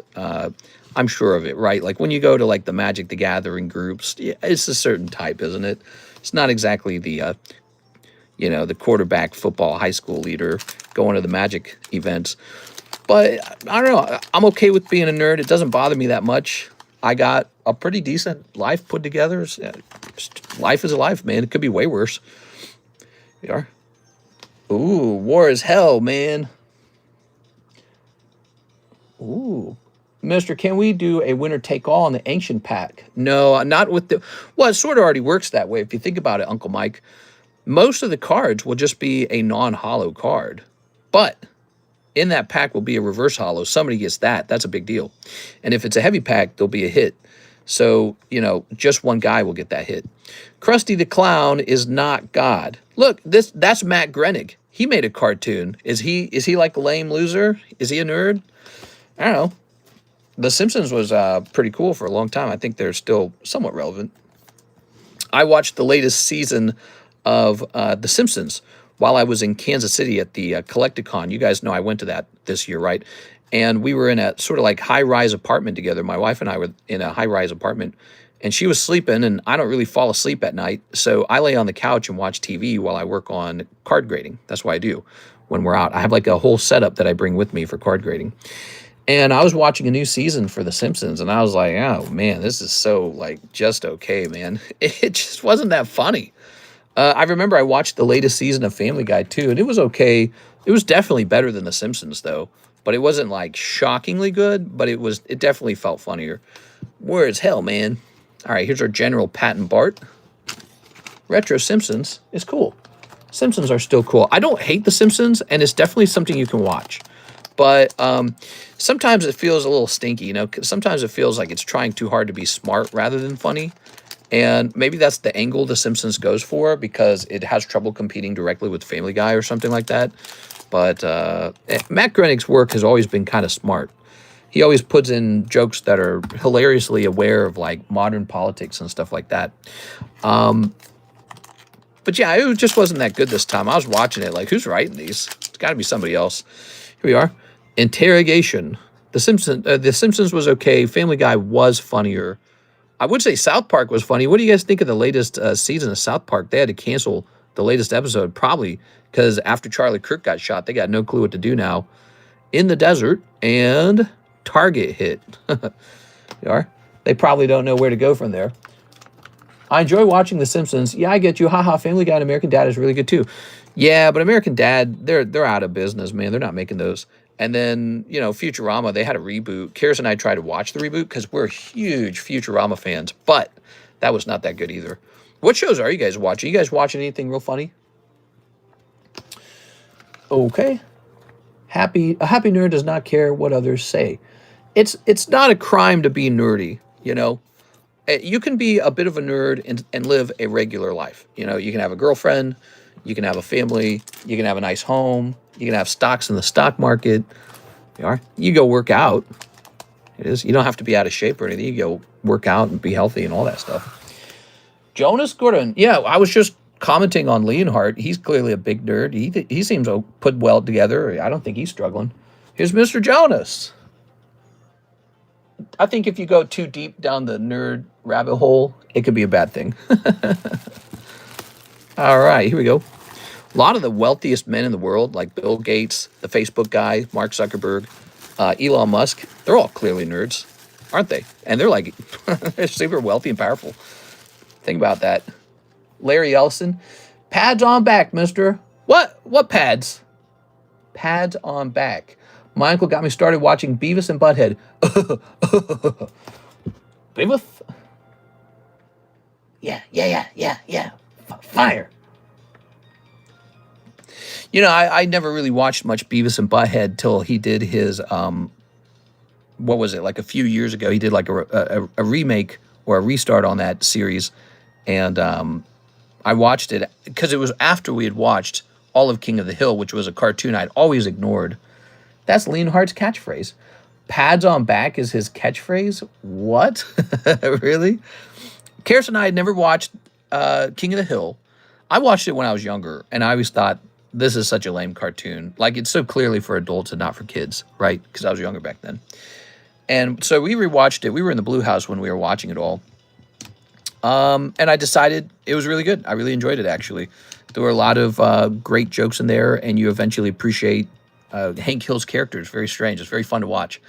And so after that, I was way more interested in Beavis and Butthole. And then he comes out and he does a new season of it and a new movie, and it was great. It was hilarious. It's strange how the characters are so one-dimensional. Like, there's almost nothing to them, right? Like, they're almost not good enough to be characters. And yet he is able to take their incredible stupidity and build a whole episode around it by making all the people in their lives and the events in their lives be so normal and real. Yeah, it's somehow very watchable. Here we are. Pats on backs. Rest in peace to Dale Gribble and John Redcorn. John Redcorn didn't even have to die. That's the worst part. The voice actor for John Redcorn, I guess he's gay, and he got into some argument with his neighbor, and his neighbor shot him. He shot him. Who does that? Like, what? So, oh man, that's really, it upsets me deeply. Also, when you hear about the voice actress for the girl, I can't remember her name, Luann.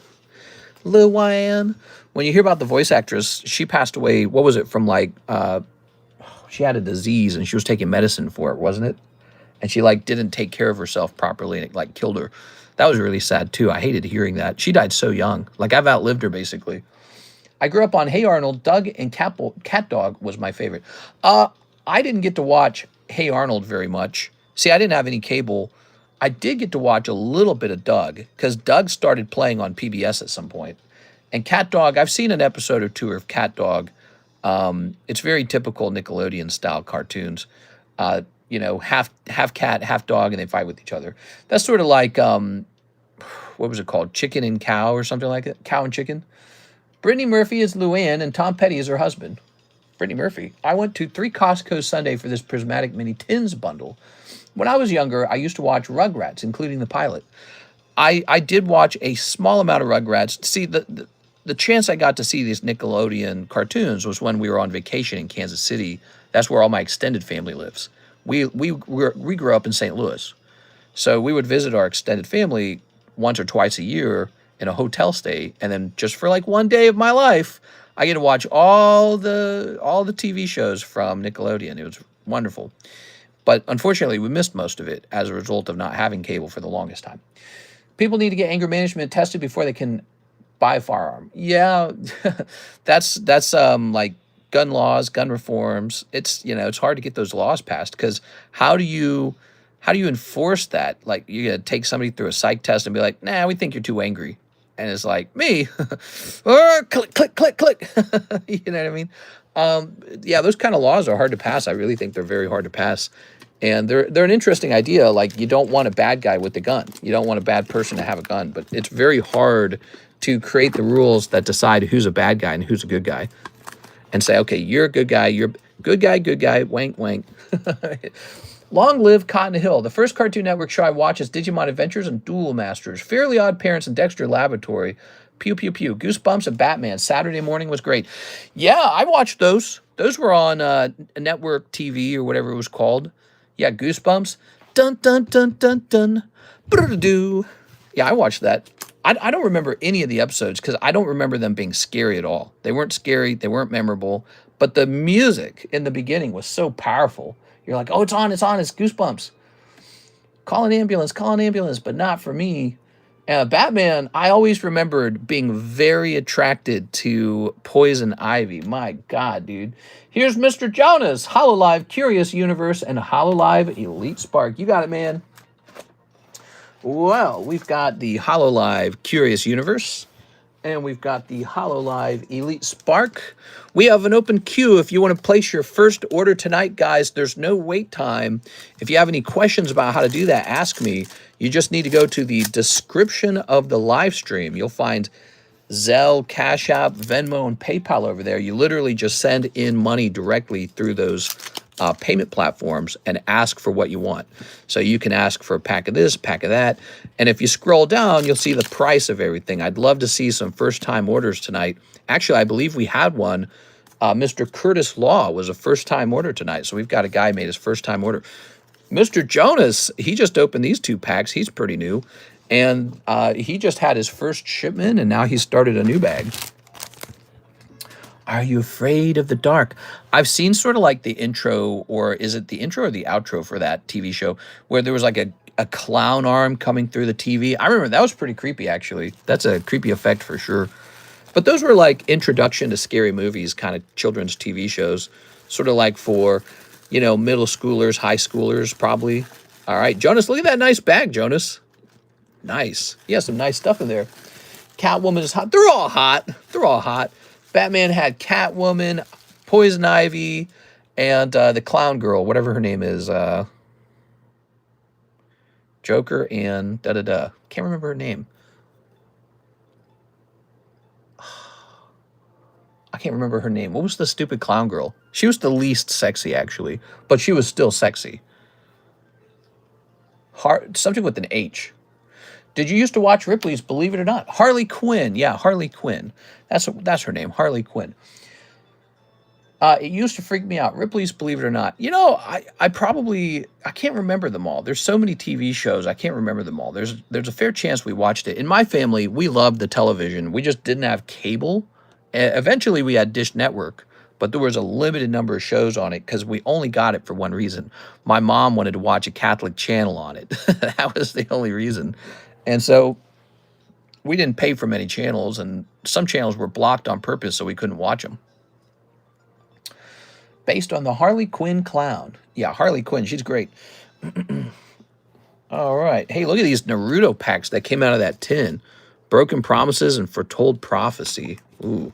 Let's get some prices on these in case anyone wants to open one of these up. Actually, can we do some research on these? Let's do a little research on these. I was just going to divide them by, like, you know, 4, which is how we put one of them in there. But let's see. Foretold Prophecy Booster. Okay, a Foretold Prophecy Booster. $29, $40. Wow. Wow. The tin, you know, we priced that tin up a long time ago. Here's a 10-pack lot for $22. So I think we'll set ours to 28 on the Foretold Prophecy. And then how about the other one? The other one's called Broken Promises. Booster. Okay, Broken Promises Booster. We better type in Naruto. Naruto. I love the Gotham Tav show. Okay, Naruto.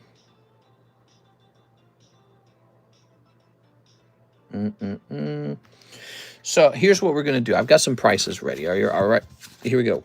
We've got Foretold Prophecies and Broken Promises coming right up. Oops. I'm going to ask for 30 on these. And we're going to ask for 26 on these. A little cheaper, actually. All right, there it is. These are official Bandai Namco product. You can see down here, Bandai Namco. They're also vintage. These are over 10 years old now. They're quite old. So these are some vintage Naruto packs printed by Bandai Namco. And it's pretty cool. You can pull out some golden cards out of here. There's different rarities. I assume it's all gradable with PSA. PSA does grade Bandai Namco. I love the Gotham Tab show. You are lost interest in Naruto for a second season. You are lost interest. What? Who lost interest? Not me. Let me hit refresh over here. If I buy that Broken Promise, could you send it to get graded with PSA? Yeah, I'd be happy to send it. Here we go. Here's Squid Pokemon. Squid Pokemon? How's it going, Squid Pokemon? He's got a Torchic. Oh, you know, we're coming into a new month soon, the month of October. Now's a good time. If anyone's behind or if you're due on your slab away, now's a good time to wrap that up because we skipped repos in September. We won't be skipping October. We are. So let's see. Kind of let you get away with one extra month. That's 136. Boom. All right. There it is. Squid Pokemon. How many different Dragon Balls you got? Oh, yes. So the Dragon Balls. You were opening a Dragon Ball booster pack called... Give me a minute. So the one you were opening was called Manga Booster, and it was $6. There's two others. There's a cheaper one called Beyond Generations, and that one's $5, Beyond Generations. And then we have a much more expensive one called History of Z. That one's $12. So Beyond Generations, $5. History of Z, $12. Okay? I'm sorry, I meant Los Angeles Season 2 because I lost track of it. If I buy that Broken Promise, could you send it to PSA?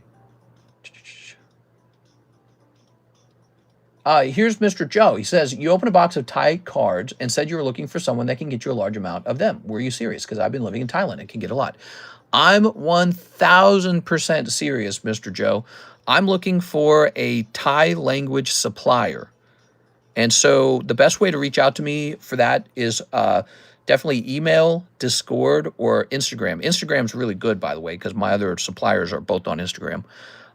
Yeah, you know, if you've ever dreamt of just having a job of forwarding Pokemon booster boxes from your country into the United States, that's like a whole job. People just do that. Like there's a guy in Japan who does nothing but sell Japanese booster boxes. And what he does in his country is he gets himself hooked up with like distribution and stuff like that. So he says, hey, I want to buy a whole bunch of this. I want to buy it direct from distribution. Here's all the paperwork. Thank you very much. And then once he gets direct distribution, he turns around and says, hey, you guy from America, you want to buy all these boxes from me? I can get you a special low price. And because we are shipping, you know, like 30 boxes at a time, we're going to get special low shipping too. So there's a benefit from being able to pack all those boxes together and do one shipment. A lot of shipping is saved that way. And so that's the strategy. That's the advantage. And I'd be a buyer for that. We would add Thai language to the channel, and then people could open up Thai language Pokemon cards if they wanted them. And yeah, and if you got, by the way, if you got a couple Americans together who are all buying from you, now you got a whole business. You got a business where you sell to all of us Americans. Just, you know, one guy, he's really good about it. He comes to me. He says, hey, the latest set is so-and-so, and I can get you this low, low price of this for minimum order or something like that, right? And so he comes to me and says, I'll sell you this right now. So he's really good about it. I don't even try to get Pokemon cards at this point. It's ridiculous how it's been going with the scalpers. Is it all scalping, though? I don't know if it's all scalping. But maybe there's a lot of resellers involved. Here, let me grab this over here. Oops. I was just thinking, I want to move some money around real fast. Oh my gosh. Nah, I'm not doing that. All right. All right, I was just thinking, I'm going to move some cash around soon. I've been good, Troy, just working and hunting these Pokies. I was in Akihabara 2 months ago in Tokyo. Awesome city. Gonna try history. Gonna give those scalpers a peace of mind. I tell you what. Whoa, what are you going to tell me? Here's Mark J. Valerian. Mr. Send out grading for the McDonald's sock puppet, please. Sorry, I forgot the name. I'm always calling him a sock puppet. Here it is. It's Hydreigon. It's just Calaveras. It's just like everybody making ridiculous prices for these cards. They are. All right. Hydreigon. Very good. Very good. I will hit you up on Instagram about the Thai cards. I can work on getting them with the distributor. I'm from Chicago, but have been living in Thailand for a year now. Oh, okay. So that's an advantage, being able to speak really good English. Yeah, if if you want to live permanently in Thailand and you get like Pokemon distribution, and that's not easy to do, by the way, because they'll reject your application sometimes. I don't know who they'll accept, but they might reject your application. And but if you can get either direct distribution or local distribution with like card shops, where you set up a deal where you're getting them below market or just really cheaply and effectively, you can get a job where you relay those boxes to people in America who run ribbon ships. I'm not the only ribbon ship. There's a lot of ribbon ships. And you would say, hey, I sell Thai language cards. I'm looking for buyers. Can I hook you up with these? So that's how you do it. And so you would have a business to business kind of job. And I don't think you would make very much money until you get that direct distribution. But early on, you probably would not get direct distribution. You'd probably have to go door to door to different card shops and say, I want you to be my supplier, and I want to buy cheaper than your customers, though, because I'm buying as a business, and I want to. So if you sell a booster box to your customer for 200, I want it for 170, and I'll come pick it up, and you can sell very consistent amounts to me, and it'd be large amounts because I need a lot of this. But then, while you're doing that, you eventually work on distribution and try to get that license for distribution. And that, again, it could be difficult to get that. Some places will require you to have like a physical shop, for example. I don't know what the rules in Thailand would be. I also don't know how much they print in Thailand or how much how much of a cut they're given. From my understanding, Thai language cards don't get printed that much. So, but then what you would do is you'd set up with a guy like me and you'd say, okay, so you're going to sell me the boxes now for $200 each and say that's the price out here. And then you're going to find out how much the shipping will cost to get it landed in my home. And we'll have to figure out the tariff. There's probably like a 15% tariff or something similar to that, import fee. And then it's just all set up. And once it's all set up, now you can consistently just say, okay, the latest set is out. I just bought some and now I'm getting you some. Now, my option for getting Thai language cards the other way is to just go to eBay. I just go to eBay and just buy stuff. If you cannot beat eBay's prices, you don't have a business. You have to be able to beat them. That means after the shipping, after the import fee, all of that added in together has to be lower than eBay. If you can get it below the eBay price, maybe 20% below, or maybe 25%, somewhere in that range. If you can get beneath that eBay price, you're in business. And that's it, So, and that's true for people who live in Korea. I know CS Men has talked about maybe doing something like that, being a Korean supplier. That's cool. If people want to try. In Japan, same deal. I think it's probably a lot more competitive in Japan because Japan's already saturated, if I had to bet. Everyone's already got the distribution license. They're all like, you can't sell it to America. You have to keep it in the country or something like that. We don't have enough. So I bet you it's much harder to get that license in Japan. But here's another interesting place, China, which is getting all these exclusive sets. They're another interesting one. Hold on, I just realized I had a message from a guy.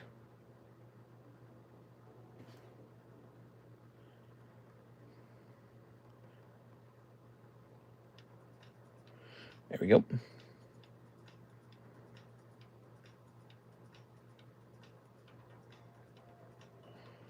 There we go. All those thrifts are out of control. China? Yeah, if you're in China, China's on fire right now because they're getting all these exclusive card sets. Big advantage for them, man. They're way up. Mr. Jonas, History of Dragon Ball ×2. You got it, man. 2, History of Dragon Ball Z. You ready? You're just testing out the whole menu now, aren't you? Look at that. History of Z. Beautiful. Okay. You ready? Snipping this. And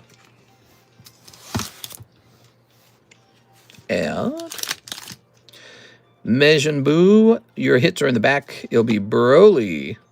Really? He's not so strong here. Does Broly get all pumped up by some kind of juice or something? Is he on the trend? Here's Bardock, Destiny Changing Willpower. All right, there you have it. Those are your pulls, Mr. Jonas. That was $12. Apparently, this is a very popular set, History of Z, because you have a chance for a numbered card. Very interesting idea.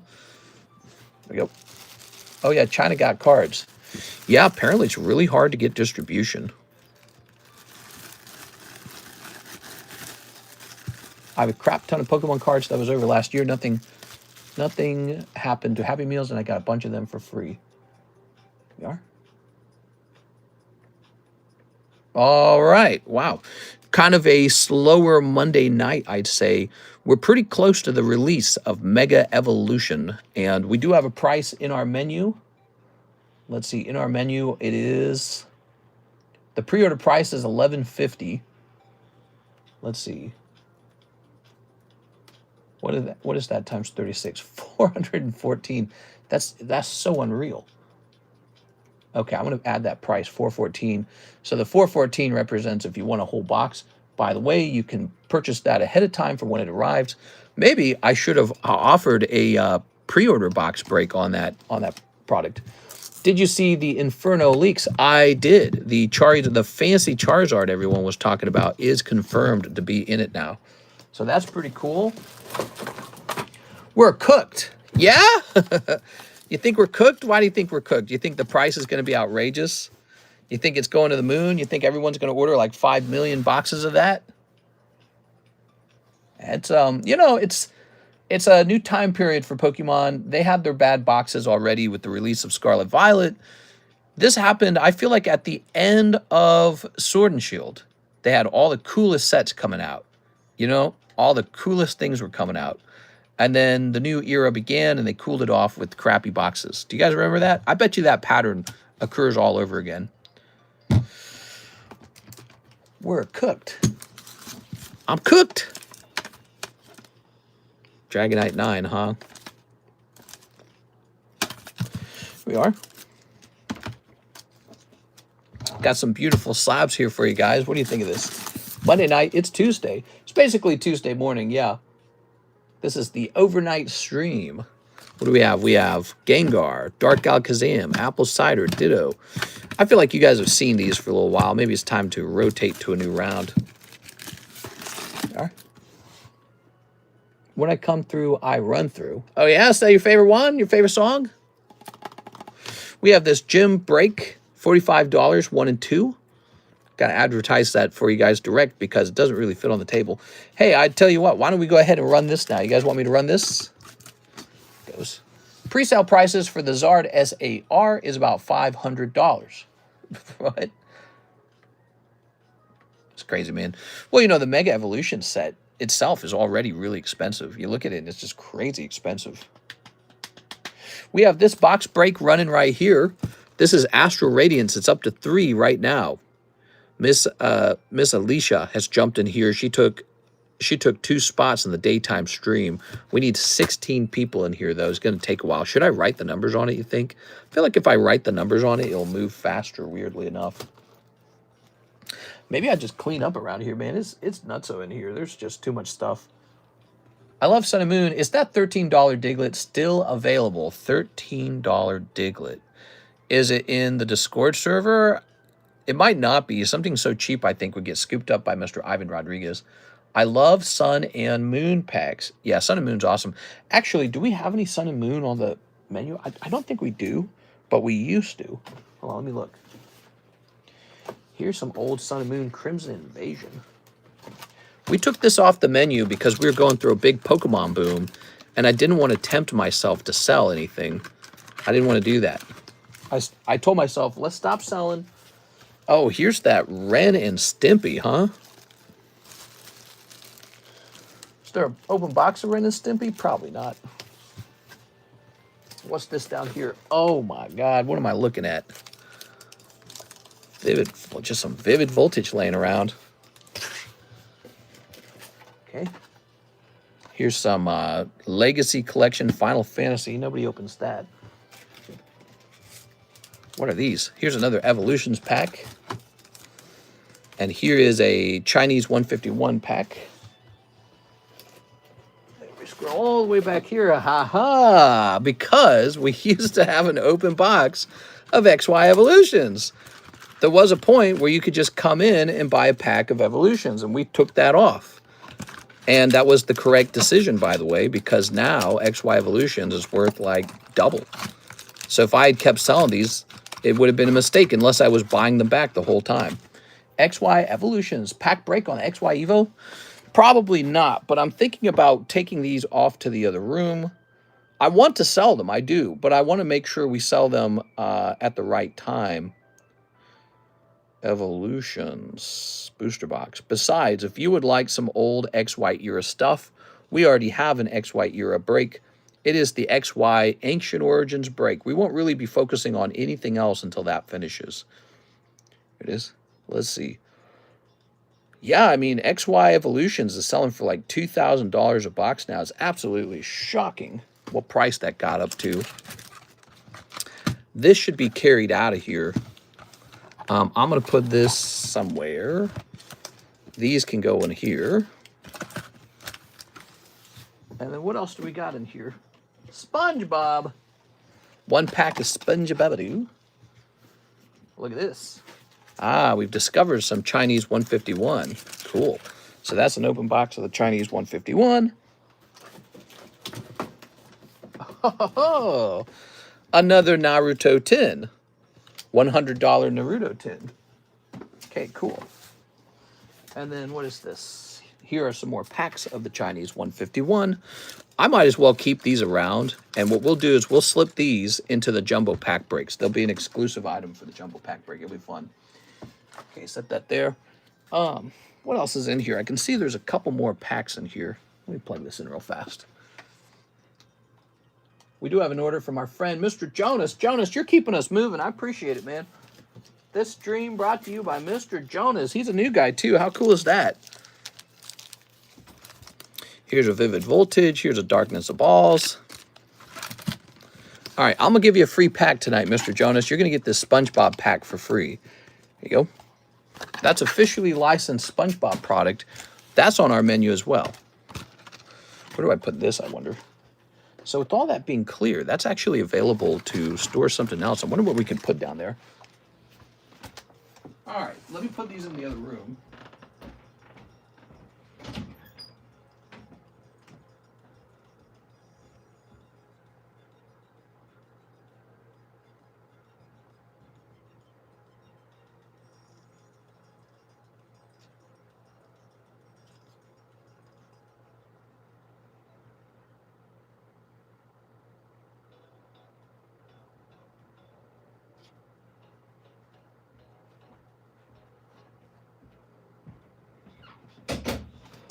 What do you guys think? We start bringing back some old Pokemon cards? Look at this. We got the Sun and Moon base set. It is. I'm going to take a quick look at Sun and Moon base set real fast.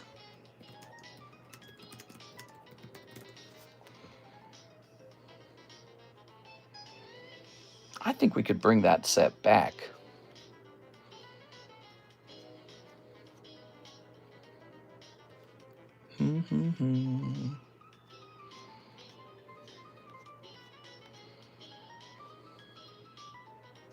Give me one moment. Oh, wow, dude. I don't know, man.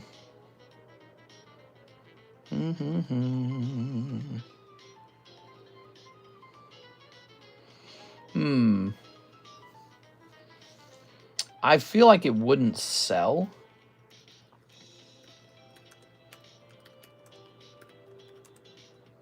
Yeah, okay, so I'm looking at the price we would want to sell it at, and I can just tell you it's not going to sell.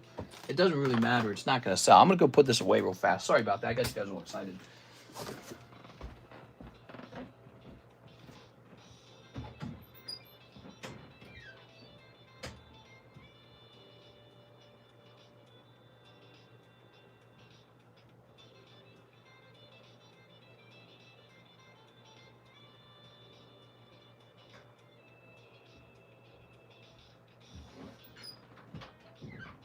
All right.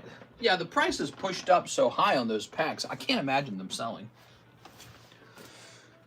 Okay. You say that a lot and then they buy it. Well, you know, before Pokemon cards jumped in price, nobody was buying that set anyways. So even when it was cheap, nobody was buying it. it would sit there and sit there and sit there. Now, all of a sudden, that is like double that price. People are going to buy a bunch of it? Probably not. Okay, Mr. Jonas, thanks for the order, man. There we go. What do we got? Aha, he has ordered History of Z ×2. If there's any Sharon Dragon, please save it. My favorite character. Sharon Dragon. I don't know who that is. Shenron? I think you mean Shenron. All right. Riz up the Ancient O-Break. So, Ancient Origins is one of the best sets in the XY era. See that big, beautiful Rayquaza on the front? There's a reason he's on the front. It's because he's in the set. So this is one of the best XY era card sets. Even the commons and the hollows from this set are valuable now. This box is absolutely exploding in price. Even right now, it's going up. Next year, it could be far more unaffordable. It is pricey, $325 per pack, because it's coming out of a sealed box. Here's the thing about a sealed box. The packs in here are weighable. People can actually weigh these and remove all the good packs. So they have a much higher premium when the box is sealed. Sealed boxes are premium. And the best part about that box, he comes out of my own case too. So he came out of my case of Ancient Origins. And so he's your best shot at pulling some of these extremely good pulls that sell for thousands of dollars. The top pull in Ancient Origins sells now for like $6.5 thousand. And it's a set that feels like it has a lot of hits in it, because during the XY era, there were 3 booster boxes that had bonus hits. One of them was called Primal Clash, one of them was called Roaring Skies, and one of them was called Ancient Origins. Of those 3, Ancient Origins had the best pulls. So, but the bonus hits were like these full art holographic cards that you could tell the loot table was just treating sort of like maybe just regular cards. They weren't meant to be considered hits. But they effectively, as a collector's item, they're a major hit. They're called ancient trait cards. That's what that big Gyarados that sells for like $1,500, that's what it is. So you could pull that big Gyarados as a non-hollow, reverse hollow, or a hollow. And it's called an ancient trait. And it's a big deal. And it makes the box feel a lot like Cosmic Eclipse or like those other XY boxes I mentioned, where instead of just having 1 to 2 full arts and then maybe like 3 EXs, it'll have 1 to 2 full arts, maybe 3 EXs, and maybe about 4 holographic ancient trait cards. So the total number of big pulls in the box is almost like, feels like it's double with those, just a couple boxes. Again, Roaring Skies, Primal Clash, Ancient Origin. But Ancient Origin's got all the good Pokemon in it. It's got Mega Rayquaza, Lugia, Primal Groudon, Tyranitar. It's got Darkrai is pretty cool in there. And again, Gyarados and Entei are in there in a big way. The evolutions like Flareon, Jolteon, Vaporeon, those are all holographic cards in that set. So it's a big set, and that's why it costs more than the others. It just constantly goes up faster than the others. And yes, it does cost a premium, but, you know, you either take a shot at it now or you wait for it to go up in price. I don't think it's going to drop, but I could be wrong, but you never know. So here's your free SpongeBob pack, by the way. SSR Bubble SpongeBob SquarePants. Oh, is Sek Swedish? Hey, he sent me another donation. I have a total of $15 donated, and it's all from Mr. JM Life. I really appreciate it, man. Like ratio. Yeah, we got a lot of likes. I appreciate all the likes. We are. All right, so you like Shenron Dragon. I like this character right here. Her name's Demon God Toa. I can give you 2 big reasons why I like her. Here's Shenron. Okay, Bujin and Puyar. You got Puyar. All right, and now we've got Mercenary, Future, Cooler, Dende, Zarbon, Sun Gohan. All right. No major hits in there. Mr. Jonas, sorry about that. No, that's really nice, man. Appreciate the donations. How many more Ancient Origin booster boxes do you have? I've got like 3 cases worth. Actually, I think it's kind of like 2 cases and then like 4 booster boxes. So I wish I had more. I did sell a lot of it over time during 2023 and 2024. Same with Roaring Skies and XY Evolutions and Cosmic. I sold all those during 2023 and 2024. Luckily, I did not sell all of it. So we kept a nice chunk of all that too. There it is. All right. The only reason cards are so high, though, is Jake Paul during COVID-19 got all the people buying them. Now, I would disagree with that. what happened was the price on the cards did jump during that time period, didn't it? It did jump. But then it all crashed back down. And it crashed for a while. And now, without any pandemic money, think about this for a second. Let this sink in.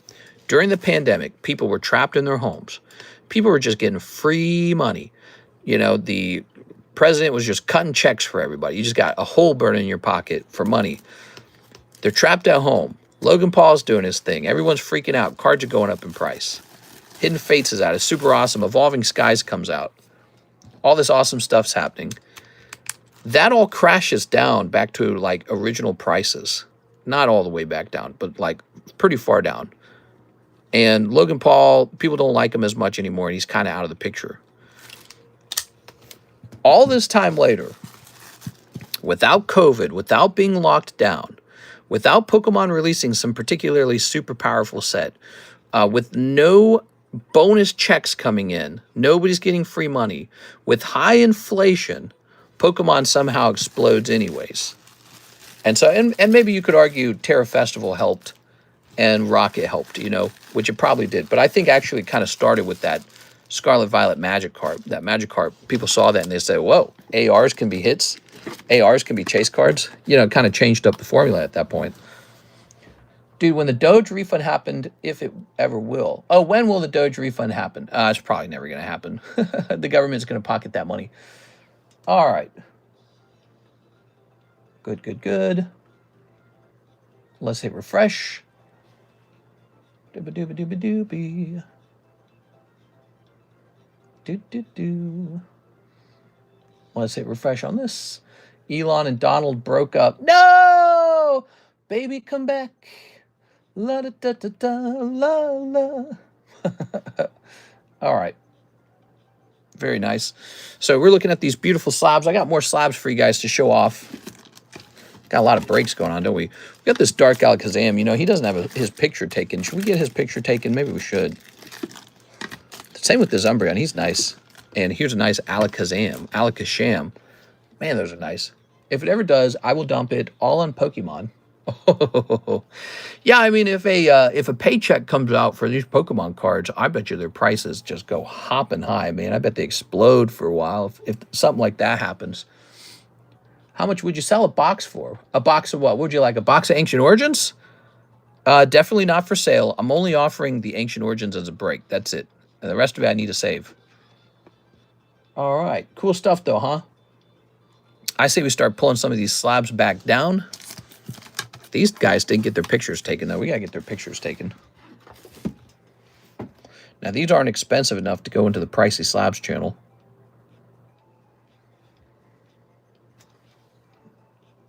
Taking their picture. All right. Those are some quality cards, to be honest.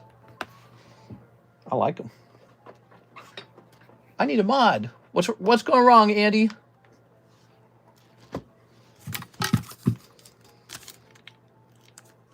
I need a mod. There's somebody saying something I can't see. I never know. Let me get to all messages. Beautiful. It's a normal guy. Okay, in order for me to see his messages, I actually had to go to all messages. Isn't that funny? Okay. Oh my God, dude. I couldn't see any of those messages. So YouTube is doing a very good job these days. If you're like a troll or something, it is highly likely I will not see your message at all because YouTube will somehow know how to hide it. That's so weird. I need a mod. Spamage is real. They're timed out. Are they timed out? No, they're timed out. That's definitely a fake account. Hold on, let me see. Joined 1 day ago. That's a fake account, so we can go ahead and hide that person. That's funny. All right. But people do that, you know, they make the fake accounts and all. Well, what other things shall we do together, guys? It feels like the hour's drawing late. We've been live for only 2 hours, really. It has not been a long time. But I noticed the queue is empty. We're a little slow tonight, slow Monday night. We do not have the new set yet. That's unfortunate. Just the way it is, though. I don't know when we'll have it either. We might have it like 5 days from now. It might be a little bit of a wait. You can pre-order if you like. We could run a pre-order box break. I guess it would. The problem is it would directly compete with the current box break of Astral Radiance. Go. I'm hungry for spam. 1 pack for Mr. Yeah, I should open a pack. Don't you guys think? So cool. Do you think the Destined Rivals booster pack price is going to rise? Like, maybe we should be opening that. I'll do something fun if it's cheap running tight this week. Oh, I understand, man. Mr. Oh, I think we got an order from Mr. Omar Batui. Let me go ahead and check in on that. Click.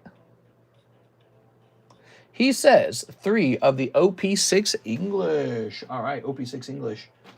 So in the world of One Piece, is there any interesting stuff coming up for me to pay attention to? What's happening with One Piece? Dar? I think it's time to consolidate some money. Open one of the new packs. Oh, I'm opening. DBZ. Here's these 2 guys. We've got this holographic. Oh, so nice. Ooh.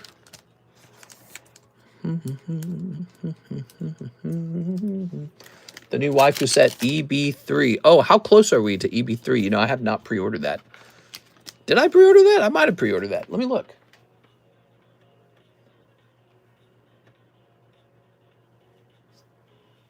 Let's see. Apparently, we're getting some Weiss Marvel Volume 3 cartons. They're already on the way. Okay. What's Shadowverse Evolve? Never heard of that.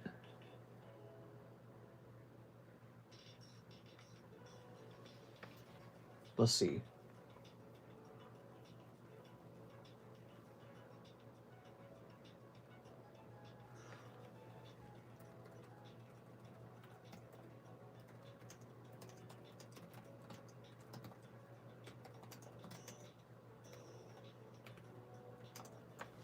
You know, I realized this other guy never finished stocking that thing. Mister, would you consider getting the Yu-Gi-Oh! Retro packs that came out a couple weeks ago? Yu-Gi-Oh! Retro packs. I might be interested. Maybe you can tell me more about them. I'm going to shout at this guy. Give me a second here. Do-do-do-do. Here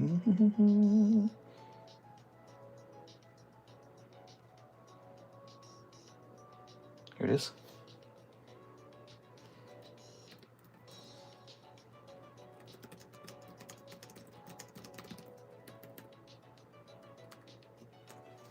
All right.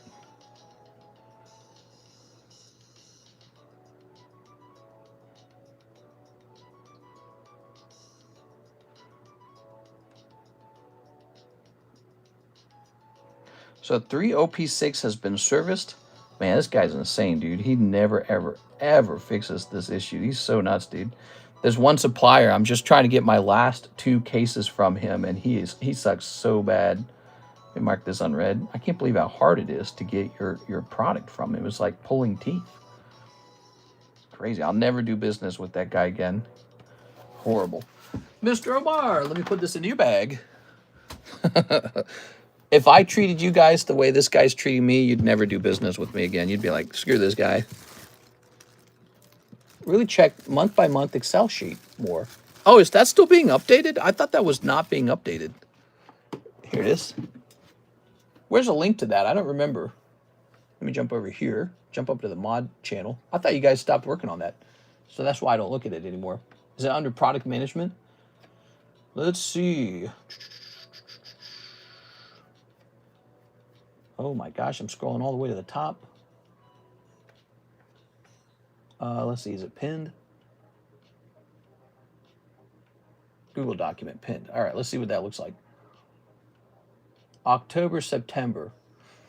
Yu-Gi-Oh! Doom of Dimension, Pokemon English, Mega Evolution, Pokemon Japanese, Mega Expansion Pack Inferno X, Premium Set Marvel. I actually ordered the Marvel set, yeah.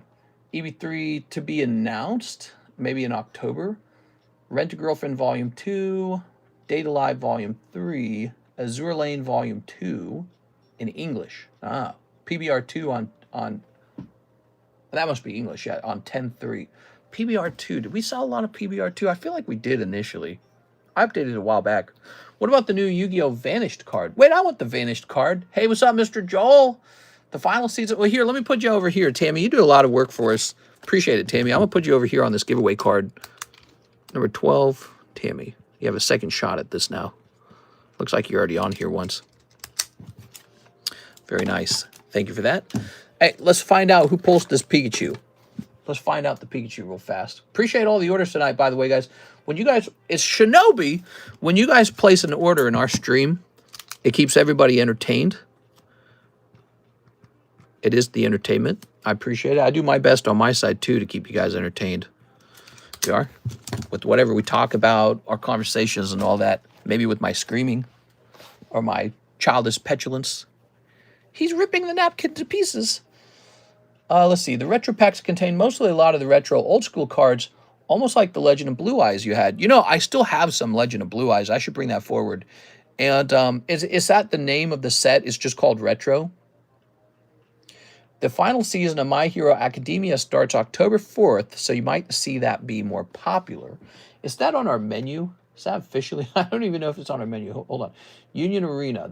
Union Arena just does okay every now and then. It's not as good. It is. My Hero Academia, it's on the menu, $3.50. Union Arena really just does not sell that often. Wow. Are you not entertained? That's right. Now I can go to once I know it didn't win. You ready? Landing on 11. 11, that's the Doghouse. You know, he kind of popped in one time. I hope he's still around. Here it is. The Doghouse is the winner. There it is on number 11, the Doghouse. All right, cool, man. Anyone can win it. You don't have to be a member. You don't have to be, you know, somebody who's been around a long time. Anyone can win on these giveaways. The Doghouse. We better write the date down in case this disappears forever. Here it is. All right. That's that annoying dude. Even if you're the annoying dude, you could totally win. Here's this 100K giveaway we've been working on. I've just been putting people on here who feel like they make an impact or just feel like I want to give them a free thing. That's going to hit 20. We're going to give that one out too. I've got a lot of cards to give away, so we got plenty more we can give out. Here it is. We just took care of Mr. Omar Batui. Thank you so much, Mr. Omar. Ding, dang, Doghouse. Poor Doghouse. Dude spammed until he won. He spammed until he won. God. Okay. Man, I don't know what else to work on. What are you guys interested in? We've got, once again, this beautiful jumbo pack break. We just put it together. It's ready to go. We have one person in here, Mr. Sungin Jong. Oh, I know. I can work on his label. Let's work on his label. Let's see. Let's not make him wait. Because I remember I needed his phone number. Actually, did he not respond? Hold on. Let me see. I don't know if he responded. Ah, here it is. He did respond. There's a Yu-Gi-Oh! Retro 2 in now. That's the name of it? Yu-Gi-Oh! Retro? Okay, all I needed was this phone number, really. So we're making a label now. And let's get that email too. Ha, doing one last draw. I don't know, mister. Just tell us more life stories. Once upon a time, there was this girl I really liked. The end. Let me go ahead and close this. All right. Let me dig into some trauma. Trauma is what people want to talk about. You guys don't want to talk about how life was normal and usual. Let's talk about the bad things. Oops. Okay, we're looking up this guy. There it is. Nice story. Here we are. Come on now. There was a girl I used to pass love letters with when I was a homeschooler.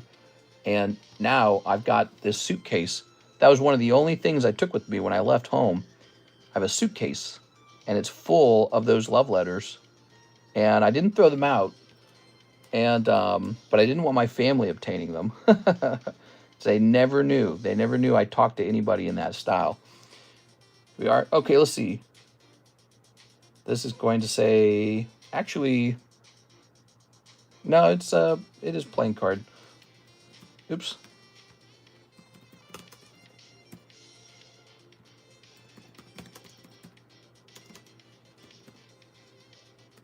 Let's see.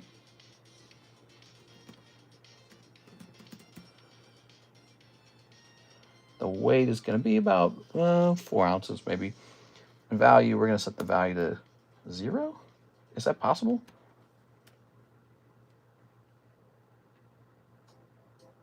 All right. Good. If he said homeschool, I guess we got to play Sweet Home Alabama. Oh, I'm sorry. So it was a homeschoolers association in St. Louis. There were like 500 families. It was really big. And the homeschoolers would meet up, and we would be educated by college professors who were homeschooled themselves when they were young. So they kind of give back, and they would teach. It was really cool. Didn't start doing that till around the high school age. It was a really impactful part of my life. There we go. Grabbing this.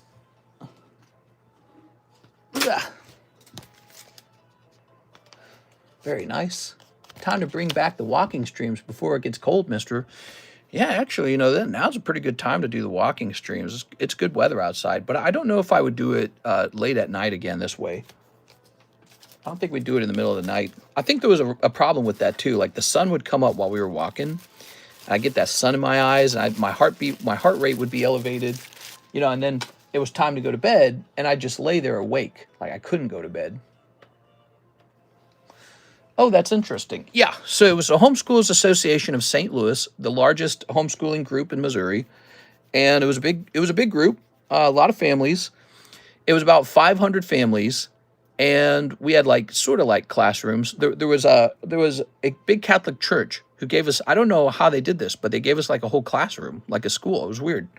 And so there were like rooms and everything, and teachers, and it was just a 1 day a week thing though. It wasn't all week long. So you would go home and do all this homework, and then you'd come back on Friday. It was every Friday.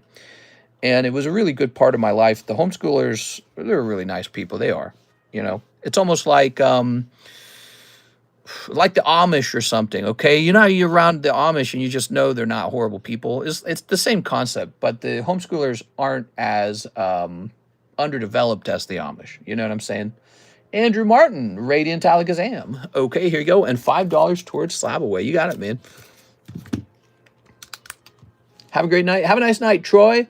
I was never homeschooled, always went to public school until high school. I got sent to an invite-only school because I was failing high school. Sorry to hear that, man. We are Andrew. Well, if it makes you feel better, I learned almost nothing in homeschooling. Like I did learn in the Homeschool Association, those exact things they were teaching. Some algebra. I did pretty well in algebra. Latin. I learned Latin 1 and 2. So I did a lot of Latin. I took 2 like semesters of Latin. Like we actually did quite a lot of Latin. How useful. And there were some other things like Roman history. It was pretty interesting. We are. But anyways, it was really the athletics that stood out, and the just having someone real to hang out with. You know, in homeschool, you just hang out with your own family all the time. Getting out there, having a group of friends, it was really great. And they're such nice people. They are. They're just, I look back on it. I've met quite a lot of people over the years. Homeschoolers are like on another level, man. There's just something less, there's something more innocent about them. That's what it is with the Amish too. They're more innocent. And although people kind of scoff at that, they go, oh, well, you must be sheltered or something. Dude, there is something nice about it. Like, there was no pressure to, oh, you have to hook up with girls and have sex, or no one will look at you like you're cool. There was none of that. And the girls didn't have to dress slutty or anything like that. They just dressed modest, and everyone just got along. You know, there was no pressure in those certain ways. No pressure to do drugs, no pressure to conform to certain, like, oh, you need to be an asshole to people, or you need to be a jokester, or you need to be the cool kid. None of that existed. And so it's just like this very safe place you could be. and just be like human beings. And so, you know, it had more of a churchy feeling, if anything. All right, let me head over here to the slab away. To this day, I'd say that was a pretty good experience. And, you know, it's weird is I feel like it's a place you could drop your kids off and not worry about what happens to your kids at all. Nothing bad's going to happen to your kids at that group. It's just not possible. Okay. Let's see. No one's going to grab your kid and show them like gore videos on their cell phone. It's not going to happen in the Homeschool Association.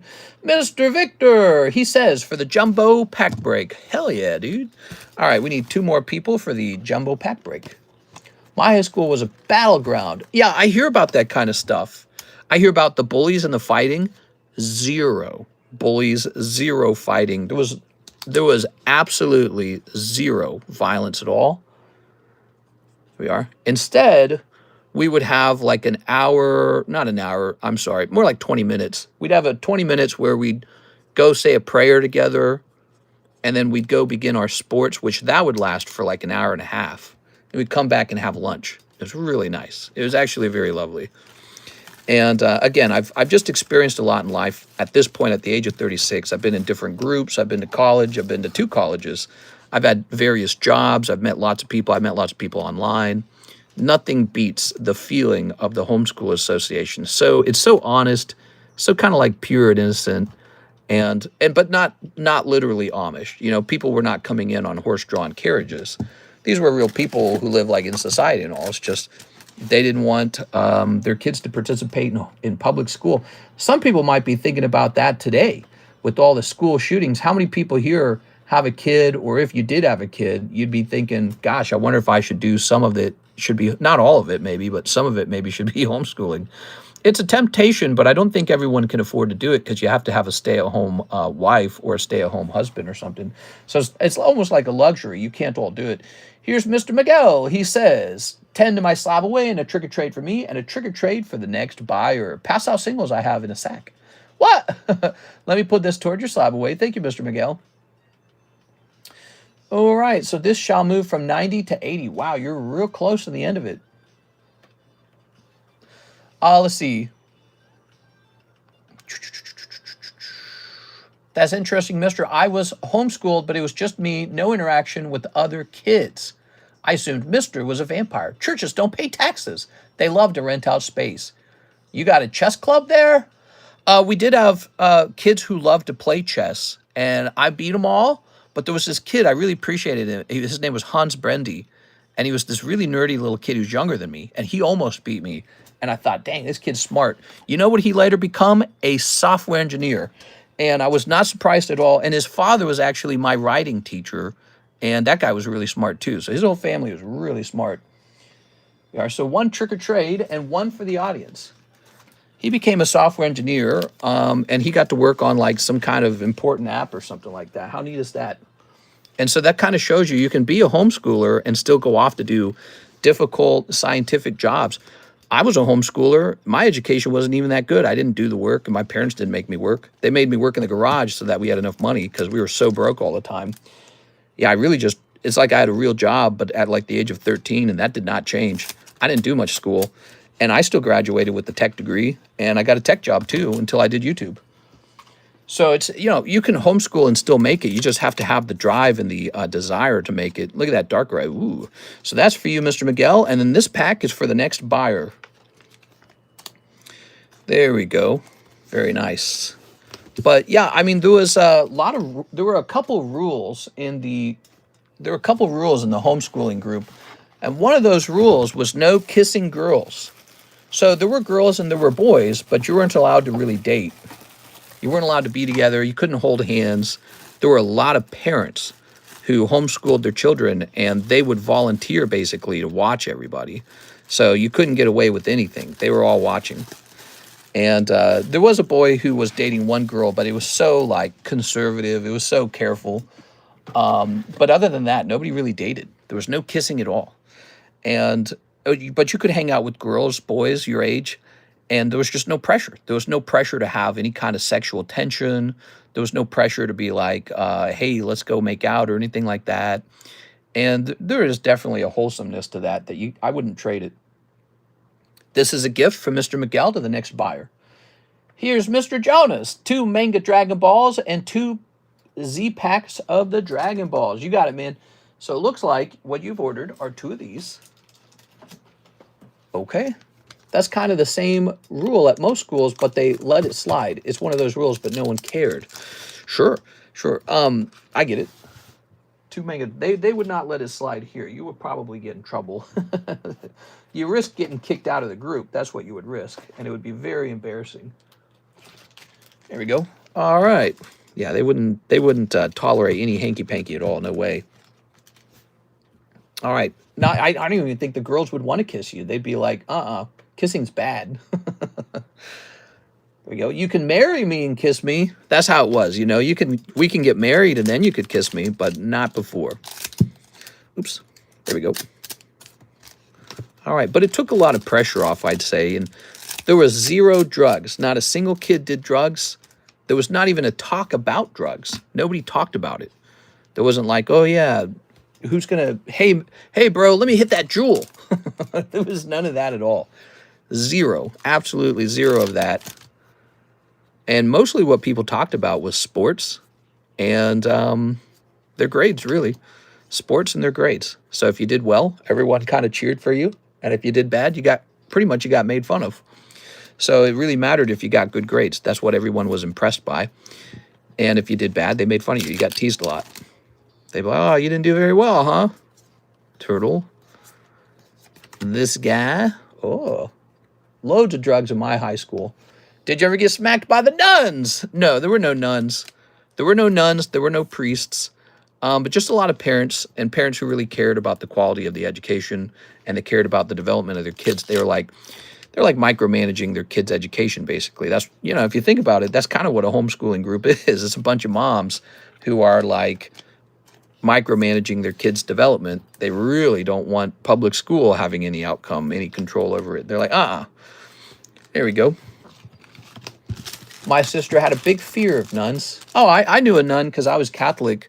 Our church had a permanent nun. She was wonderful. She was the nicest lady ever. She was like a grandma, but she was the nicest lady ever. I loved it. She would hang around sometimes, and no one disliked her company. She was a very nice woman. There you go. So, yeah, I mean, there might be a stereotype about priests touching kids or nuns smacking you on the hand with a ruler. I never experienced either of those things. They're quite rare, right? They're quite rare. Ooh, we got Gogeta. And what is this? Whoa. Wicked Clan. What is that? That says something like Zokai or something down there. Wow. It's so, like, embossed. I don't understand why this one's so extra shiny. We went to Catholic school in St. Louis before the parents split. Oh, that's cool, man. Yeah, there were a lot of Catholics who were not homeschoolers, and the Homeschoolers Association would host dances. So you could dance with girls, and you go dancing. And that was a lot of fun. And the music was picked carefully. It wasn't anything that wasn't too wholesome. Nobody was, like, grinding on each other, nothing like that, right? But there was, like, ballroom dancing and stuff like that. And, of course, what would happen is homeschooling groups that were not Catholic would be invited over, and then Catholics who were not homeschooling would be invited over as well. And it was fun. Big parties, lots of people there. There it is. This was all organized by, like, leaders in the St. Louis city. The St. Louis County, the region. And there would be homeschoolers and Catholics and all kinds of people who would come from, like, 40, 50 minutes away. They'd drive all the way over. One family, what was his name? Adrian. God, I wish I knew his name. The Brandywines would come, like from what I understood, it was like an hour and a half drive to get into St. Louis. So funny. Here's Mr. Jonas. He was good friends with my sister, and he was a lot of fun. I'm trying to remember. There's a lot of people. My sister married a homeschooling family called the Harkins. And the Harkins, everybody in the Harkins family had like 20 kids. Huge families. And, so we got to meet them and know them. And she eventually marries a guy named Francis Harkins. And then they've got like 5 or 6 kids already. So they kind of did that. I didn't do that, obviously. I didn't do that. I didn't go down that path. But they just started popping out babies right away. And Yeah, it's fun. It's fun talking about all this stuff, all the strange experiences. You know, I guess not everyone homeschools, and not everyone had this kind of unique experience with the homeschooling group. And you just get like this perspective, I guess. Harkins is a Dunes Duke. Yeah, Harkonnen or whatever was from Dune, but these are the Harkins. They're an Irish family. They all have red hair, by the way, so they've got red hair, and it's fun. There was a girl in the Harkins family that my sister married into. Her name was Deirdre Harkins. I always thought she was so hot, but I never made a move. I was like, nah, it's okay. She was too like she wasn't edgy enough, dude. Like, I liked girls who had kind of a more like a toxic energy or something. Like, they're sassy, you know, that little "Mamma Mia," you know what I mean, like a little Italian wife kind of situation. But she was extremely modest. She was quiet. You know, I remember this experience. I was sitting in a car with her and her older sister, because she, of course, there's a big family. She has an older sister. I think the older sister's name was like Kathy or something. And they were talking to each other somehow in a whisper that was so quiet that my very good ears could not detect what they were saying. I had very good listening. I could hear most things, and they were somehow, and it shocked me. I was like, how can they be talking this quiet to each other? And they were talking that quiet, not because they had some wicked secret to keep from anyone, you know, because there's no way they had a wicked anything. They talked that way because they were modest. It was so bizarre. Like, they just didn't want to be loud. That was it. They didn't want to interrupt anybody. They didn't have anything to talk about. They weren't talking about boys. They weren't talking about, oh, this affair they're having. They don't talk about any of that kind of stuff. Who knows what they're talking about? But it must have probably been very boring. But somehow they were talking in such a low voice. I couldn't hear it, and I was shocked by this. And you know, and so that's one of those really strange experiences where you're like, they were talking like they were inside of a Catholic church and you're not allowed to talk. That's how they were talking. But we were just all in the car together driving over to the Harkins home. It would have been me and my older sister who's dating Francis. And I don't remember why I was going over there, but they were in the car too. And, you know, Deirdre's very pretty and all, and she's nice, but, you know, she's just, I'm not interested in her. But yeah, it was so weird being near the two sisters and not being able to hear them and being like, how can you guys be so quiet? It doesn't make any sense to me. I remember a guy brought a gun to school and it was depressing. We got sent home. Oh, so Mister's a freak. You like getting dominated. I didn't say that. I just said I like it when girls are a little sassy. I like it when girls have a little fire in them. That's all. Dude used the computer lab to email threats to the White House. What? We had a kid email the White House. He threatened George Bush and the suits came and got him. What? Everyone should be forced to homeschool. I don't know if that's the right move to force everyone to homeschool. I think some families have gifted children where putting them in some kind of accelerated program might work. Also, I think sometimes the parents could make very good teachers. My homeschooling experience was not that positive, ultimately. My parents didn't teach very much.